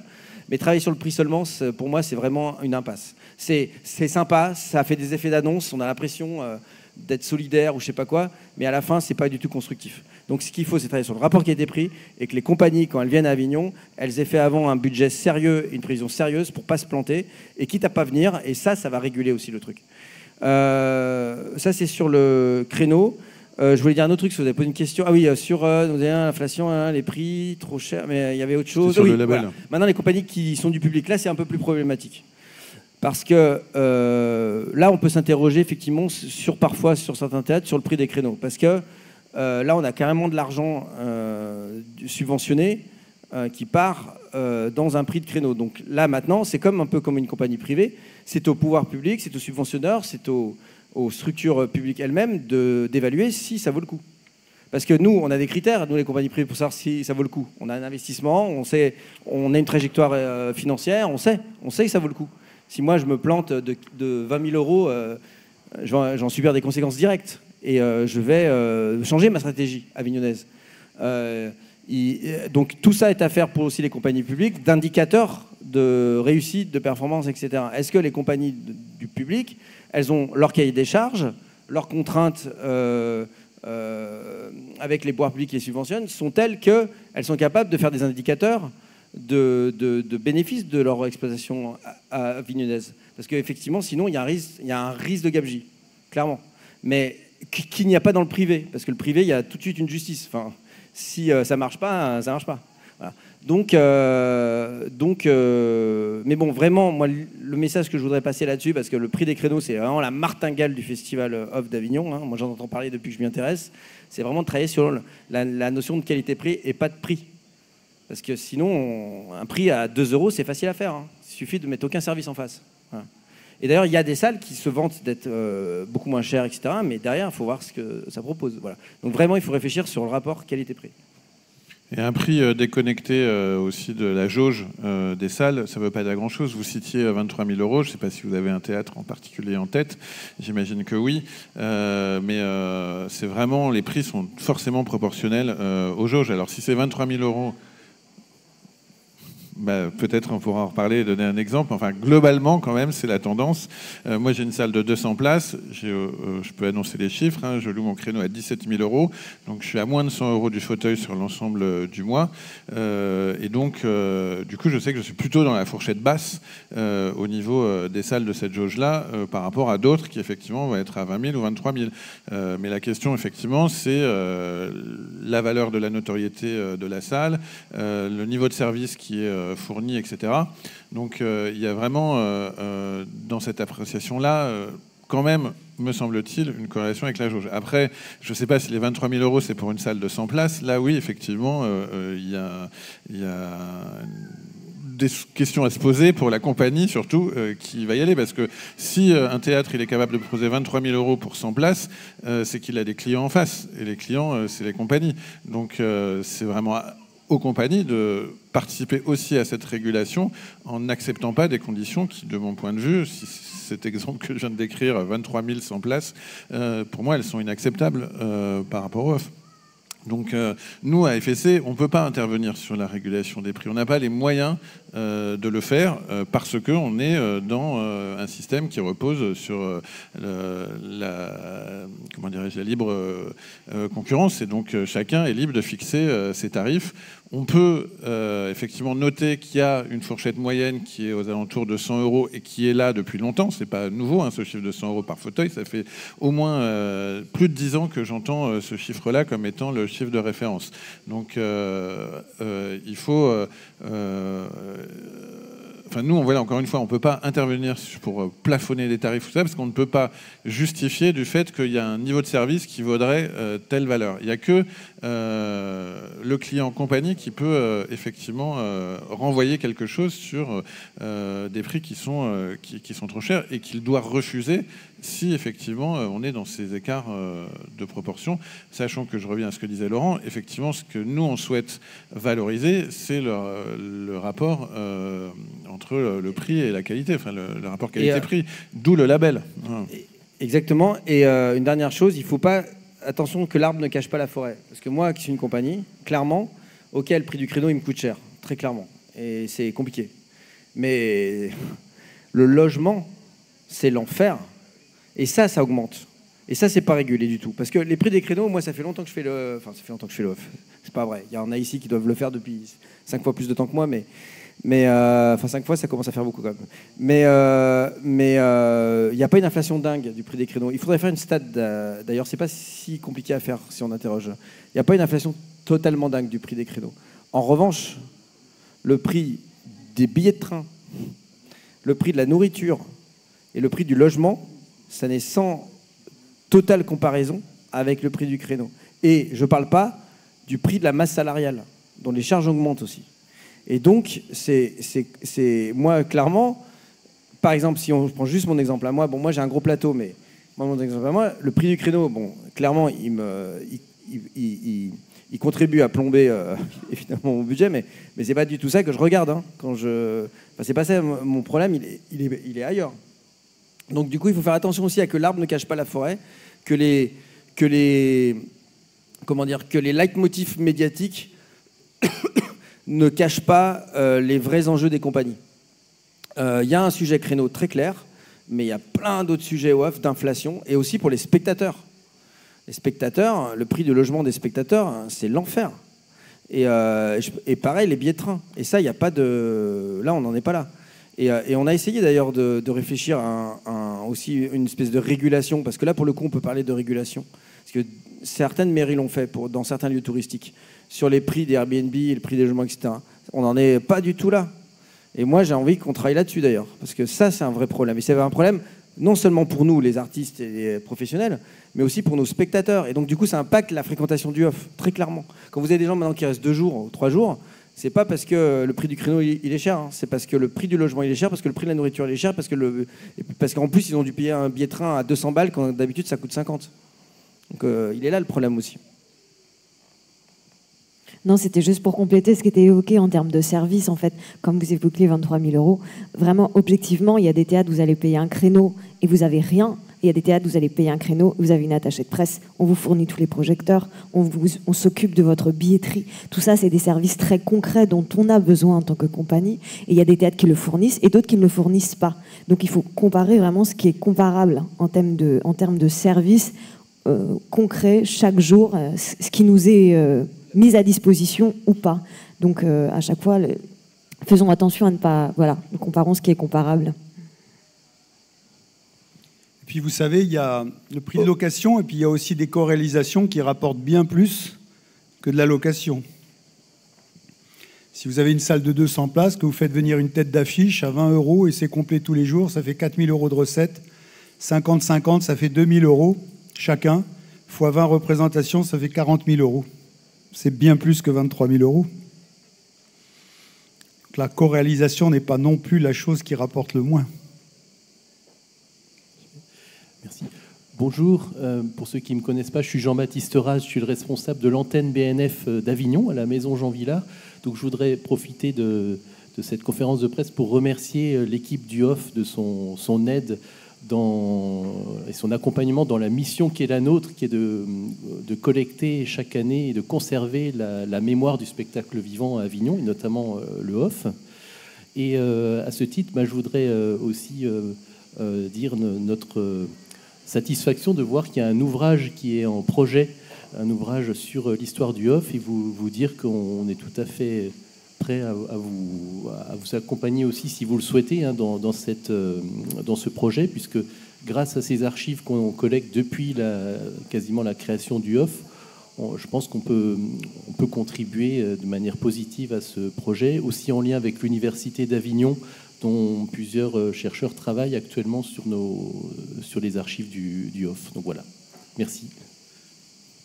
Merci. Il y avait une prise de parole ici, ensuite madame. Allez-y, parce qu'avant, vous aviez réfléchi déjà aux pays invités. Si vous parlez pas dans le micro, pardon, c'était simplement pour savoir si vous aviez déjà réfléchi aux pays invités en 2025.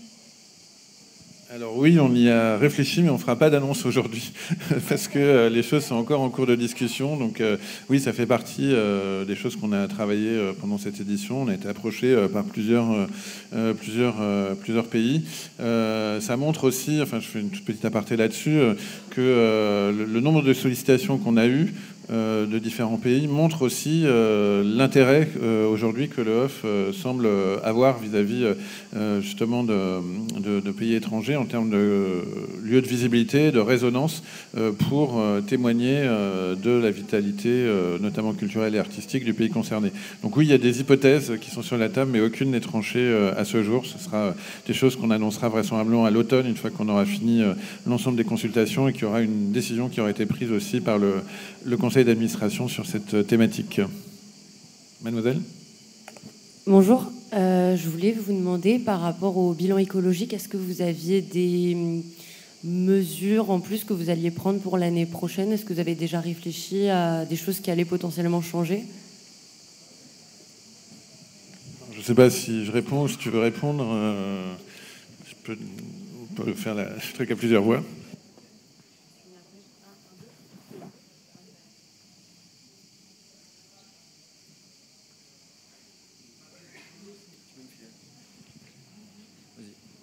Je suis navrée, j'ai pas entendu votre question. Ouais. Est-ce que des choses vont changer écologiquement pour l'année prochaine? On va essayer déjà d'augmenter le service du fret pour réduire considérablement l'impact carbone des compagnies qui descendent sur le festival, car le transport, c'est un des pôles les plus importants en termes d'émissions de carbone. Donc là, on va y gagner. Après, sur ce qui tient des éco-packs, les éco-packs, j'ai pas les chiffres là, mais beaucoup de compagnies ont fait appel encore plus, je crois, cette année que les années précédentes aux éco-packs, mais j'ai pas les chiffres sous les yeux. Harold pourra vous y répondre. Et de toute manière, on œuvre et on travaille toujours pour réduire l'impact carbone de ce festival au maximum que l'inertie nous le permet et que notre énergie nous le permet.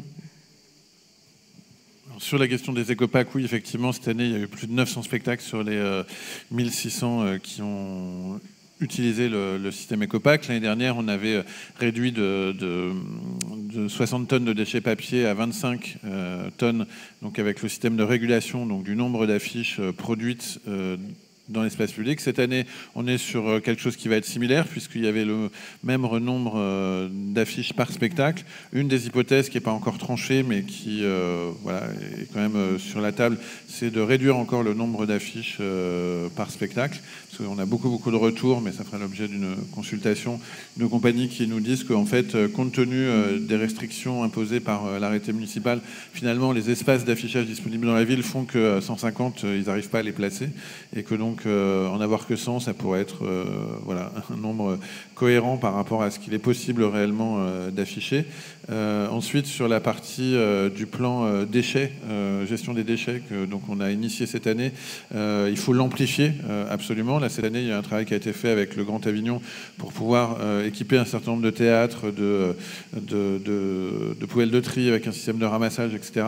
On est dans quelque chose qui reste encore trop expérimental pour vraiment impacter toute la chaîne de gestion des déchets. Il y a quand même eu un certain nombre d'améliorations de ce côté-là, mais ça demeure à être approfondi. Et après, les gros enjeux qui sont sur la table en termes de transition éco-responsable, elles concernent la mobilité des publics. Une des réponses est effectivement dans la problématique liée au transport et au fait que ce service d'allongement de l'ouverture des lignes TER favorise le fait qu'il y ait moins de voitures qui soient utilisées pour venir au festival. Mais ça, il faut encore communiquer dessus. Comme on l'a dit là, le taux de remplissage était pas suffisamment significatif pour que ça infléchisse vraiment l'impact carbone des mobilités du public. Et enfin, le dernier point, mais qui est... c'est même pas une question d'être un serpent de mer, c'est juste que la montagne semble assez infranchissable.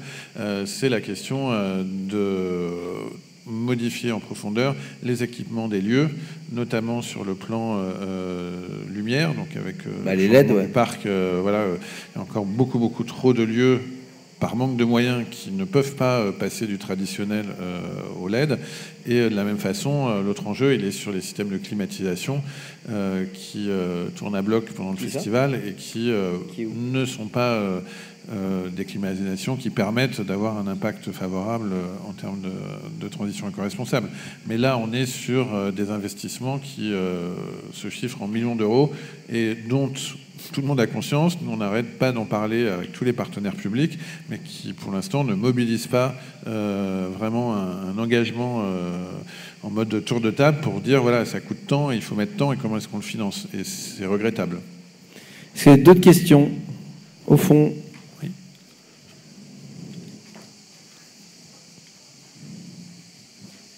Merci, bonjour, David Roussel, Théâtre des Béliers.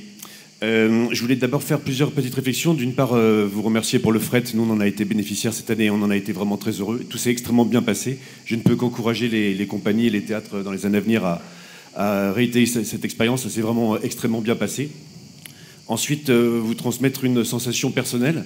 Nous, au Théâtre de Béliers, on est là depuis 2006, donc ça fait quand même une vingtaine d'années. Et pour la première fois, pour les premières fois, on songe à s'arrêter concrètement. Parce qu'effectivement, on ne tient plus du tout, nous, dans les conditions dans lesquelles on accueille. Donc, nous, on n'est que en co-réalisation, mais on est en full technique quasiment, en full beaucoup de services en tout cas. Et nous, on ne tient plus. Et ce n'est pas du tout à cause de la taxe fiscale ou autre ou quoi. C'est vraiment à cause de tous les autres combats dont vous parliez tout à l'heure.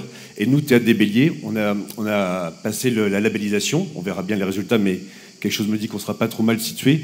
Et ben nous, on ne peut plus tenir du tout dans ces conditions d'accueil.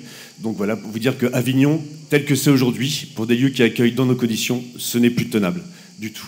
Donc on a beaucoup de combats ici, tous les uns les autres. Il y a des combats qui sont annexes et il y a des vrais combats. Voilà, nous, on ne peut plus payer les frais d'approche, les frais de logement, on ne s'en sort plus. Moi, il y a une maison que je louais en 2006 quand on a ouvert, 6 000 €. Cette même maison est à 23 000 € aujourd'hui. C'est ça la réalité. Ensuite, j'avais une petite question et une petite réflexion. J'ai par ailleurs l'honneur d'être administrateur de la STP, aussi dans d'autres fonctions. Et à ce titre, vous citez souvent des chiffres. L'année dernière, il y a 1 955 000 billets. Cette année, vous annoncez une baisse supposée de 25%.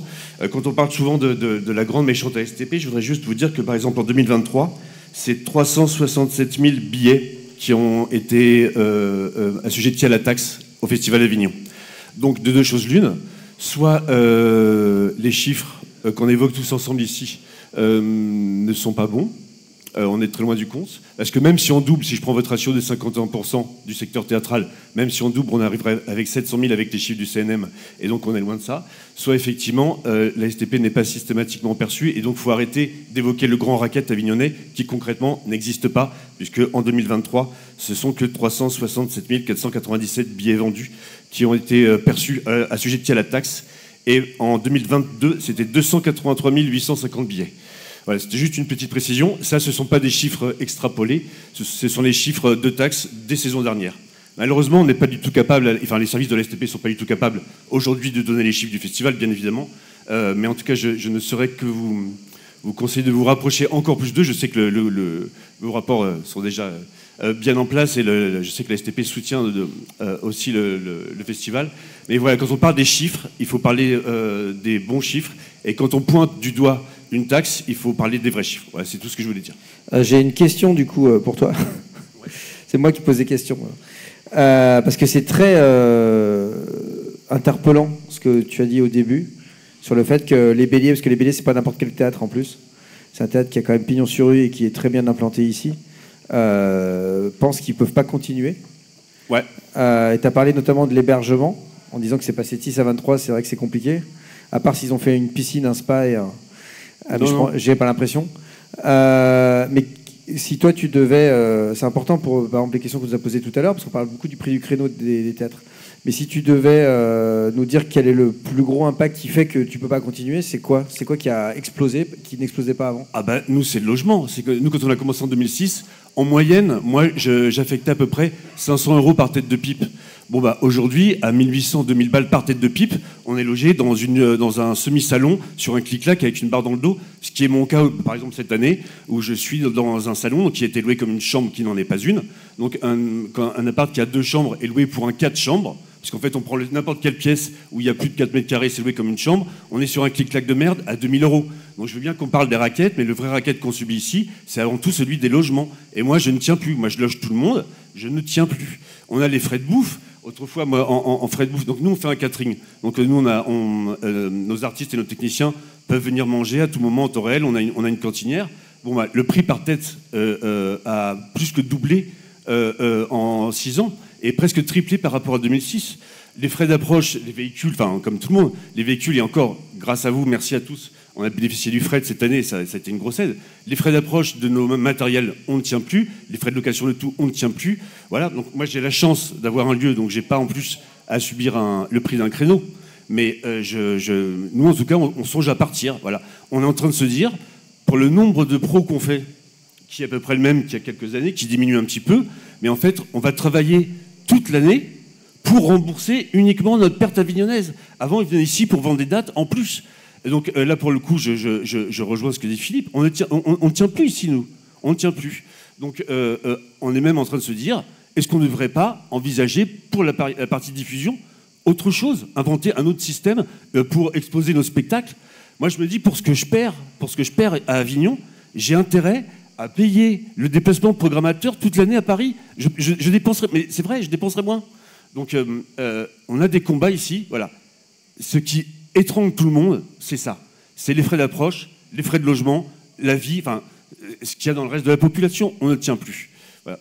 Et en ce qui concerne le reste, c'est plus anecdotique. Mais en tout cas, moi, du coup, oui, je voulais te demander, j'ai pas compris l'hypothèse de travail de départ du coefficient multiplicateur de 10 entre les chiffres de Tikehov et la réalité. J'ai pas compris sur non, quoi... Franchement, c'est un ordre de grandeur. C'est 10 parce que c'est pas 1 et c'est pas 100. C'est un ordre de grandeur. C'est qu'on sait que la billetterie... le nombre total de billets à la vente, donc ça c'est facile à compter, hein. C'est somme de toutes les jauges fois le nombre de créneaux, enfin ça c'est facile à compter. Ça c'est 2,6 millions je crois ou 2,5 millions. Donc la somme de tous les billets vendables dans Avignon, si on somme tous les spectacles, tous les créneaux, c'est 2,5 millions, d'accord? On estime depuis des années que la jauge remplie en moyenne dans Avignon, quand on fait des stats avec les théâtres, etc., on est autour de 50%, voire 60% en moyenne. C'est des spectacles pleins, bref, en moyenne. Donc, ça veut dire que l'ordre de grandeur des billets vendus, on est autour d'1,5 million, 1,7 million. Quand on voit que Tikehov, ça fait 170, on se dit qu'il y a un facteur 10. Voilà, c'est simplement ça, le truc. C'est des règles de 3 d'ordre de grandeur. Mais il n'y a rien de scientifique. C'est-à-dire que ce qu'on va essayer de faire là, à partir de la clôture là, de festival, c'est de demander d'ailleurs au théâtre et de demander aux producteurs qui détiennent la billetterie leurs chiffres, qui voudront bien nous donner ou pas, anonymiser bien évidemment, parce qu'on s'en fiche de savoir qui fait quoi, pour avoir une estimation, là pour le coup, qui n'en sera presque plus une, parce que là, même si on arrive à avoir 80% du festival qui répond, ça commence à être un chiffre très solide. Voilà. Donc nous, on veut passer des estimations comme ça de règle de 3 parce qu'on n'a pas de la data, à des estimations plus puissantes parce qu'on collabore mieux avec les théâtres et les compagnies pour avoir les retombées de billetterie, évidemment anonymisées pour que personne se sente soit obligé de mentir, soit obligé de ne pas le donner parce qu'ils n'ont pas envie pour des raisons X ou Y. Voilà. Il faut vraiment là une collaboration entre les théâtres, AFSC et les compagnies pour pouvoir avoir la billetterie complète du off, quoi. Et pourquoi vous ne demandez pas les chiffres des 2 taxes fiscales, CNM et ASTP? C'est pas faute de les avoir demandés. Voilà, on les a demandés. Et au CNM. Et en l'occurrence, la STP, pour l'instant, n'a pas voulu nous les donner. Donc là, je les apprends par votre bouche et j'en suis ravi. J'en ai parlé avec Anne-Claire Gourbier, donc la déléguée générale. Et une des conditions, c'était que ça puisse être partagé avec le CNM. Et que si on n'avait pas cet accord de part et d'autre, on n'avait pas accès aux chiffres. Donc voilà, c'est pour dire que sinon, on s'appuierait évidemment aussi sur cette donnée pour les intégrer. Mais pour l'instant, elle ne nous avait pas été communiquée. Donc j'espère que la transparence dont vous faites preuve aujourd'hui va pouvoir nous permettre d'avancer dans ce sens et d'avoir effectivement des estimations beaucoup plus précises et pointues liées effectivement à la perception de la taxe, dont on sait, en tout cas c'est ce qui m'avait semblé être transmis pour notamment la STP, que voilà, ça... il y avait encore des difficultés à percevoir l'ensemble de la taxe sur la totalité des œuvres présentées. C'est aussi le cas avec le CNM. Nous, on collabore avec tous les organismes de perception, que ce soit pour les droits ou pour la taxe sur le spectacle vivant, pour faciliter le travail de tous ces organismes de perception de droits ou de taxes, en donnant accès justement à la data compagnie pour que vous puissiez les contacter, les solliciter. Mais effectivement, ces indications-là, je suis ravi qu'on puisse effectivement les partager, les intégrer dans notre réflexion, parce que vraiment, encore une fois, et c'est pas un reproche, c'est juste un constat, c'est pas faute de les avoir demandés pour pouvoir les additionner à nos outils d'évaluation. Ok. Une dernière question, parce que là, on a débordé. Alors, c'est intéressant, hein, c'est passionnant, mais c'est vrai qu'on déborde. Il est 12h30, ouais. Je voulais juste poser une question au sujet. Il faut rapprocher. En fait, c'est en live sur Facebook, donc il faut rapprocher. Ah oui. Ouais. Donc, je voulais juste parler de l'application Ticket Off. Et de la. Bon, donc, on paye 1 euro le plus par billet. C'est ça. Le problème qu'il faudrait peut-être revoir, c'est quand on est toute une famille, qu'on vient avec des enfants. Bon, nous, je vois, on était 7. À chaque fois, on paye 7 euros. Alors, juste pour parce que c'est un par ticket, quoi. Bien sûr, bien sûr. Voilà. Donc, en fait, sur les 1 euro que vous payez, alors déjà, je vous explique ce que c'est un euro là, parce que... non, mais c'est important, vous allez voir. Sur les 1 euro que vous payez, il y a environ 70 centimes, un peu plus, qui va directement dans un fonds de soutien aux artistes. Donc déjà, c'est pas AFSC qui prend ça pour, je sais pas, pour ça. C'est l'essentiel, les 3/4, ça va à un fonds de soutien pour les artistes, contrairement aux autres billetteries équivalentes, je ne vais pas les citer, mais qui prennent de l'argent pour leur fonctionnement, enfin pour elles, quoi. Voilà. Donc déjà, il y a une différence qui est que nous, on ne prend pas l'argent pour nous, on prend l'argent pour le rendre quelque part via un fonds de professionnalisation, ce qu'on appelle le fonds de soutien à la création, à l'émergence et à la création, aux artistes du off. Donc ça, c'est déjà un premier point. Donc nous, on ne va pas l'enlever puisque c'est un fonds solidaire. D'accord ? Deuxièmement, plus la billetterie du off, ce qu'on appelle la billetterie du off, un ticket off, sera généralisée, plus on aura de marge pour ajuster. C'est 1 euro. Là, pour le coup, pour l'instant, on n'a que 200 000 billets qui sont vendus. C'est beaucoup, mais c'est que ça par rapport à tout le off. Du coup, on est obligé de prendre cet euro-là pour justement ce fonds qui nécessite de l'argent. Voilà. Donc, on prend cet argent, on l'assume parce que c'est pour les fonds, pour les artistes. Mais par contre, faites attention parce que toutes les autres billetteries, et beaucoup de billetteries des théâtres aussi, prennent plus des fois. Moi, je le sais que... bref, on ne va pas citer de nom. Et ça, c'est pas pour des raisons de fonds de professionnalisation de machin, c'est pour des raisons économiques. Mais il y en a beaucoup qui prennent rien du tout. Hein, parce que moi, je vous dis franchement, c'est tout, voilà. Pour les familles, quoi, parce que bon, nous, voilà, c'est avec les enfants. Non, mais de toute façon, c'est ça, j'entends. À la longue, ça fait cher, quoi. J'entends. On pourrait faire un forfait, enfin, je sais pas. J'entends. Bon. Et plus on aura d'ailleurs de financement alternatif de ce fonds de professionnalisation et que peut-être que l'État pourrait compenser ces 1 euro pour que vous n'ayez pas à les payer et que peut-être que notre fonds d'aide à l'émergence et à la création serait financé par l'État, ce qui aurait du sens. Eh bien, peut-être qu'effectivement, on vous permettrait de ne pas les payer, puisque les pouvoirs publics auraient fait leur travail d'aide à l'émergence et à la création. Pour l'instant, on se débrouille un peu, entre guillemets, tout seul. Et donc, c'est par la solidarité du public, solidarité que j'entends un peu forcée, qu'on construit ce fonds d'aide à l'émergence et à la création. Bon, voilà. Bon, merci. Moi, c'était surtout par rapport aux enfants, quoi. Oui, les adultes je payent. Bon, bah oui, mais je comprends. Les enfants de 10 ans, voilà. Les enfants ont un réduit et bien écoutez, si plus personne n'a de questions, ou même si d'ailleurs quelqu'un a des questions, il est très tard. Donc merci beaucoup d'avoir eu la patience d'aller jusqu'à la fin de cette conférence de presse qui était passionnante, et notamment avec les questions de clôture. Et puis, écoutez, à l'année prochaine. Il reste encore 2 jours de festival. Oui, il reste encore 2 jours pour aller voir les plus beaux spectacles dans le plus beau festival du monde.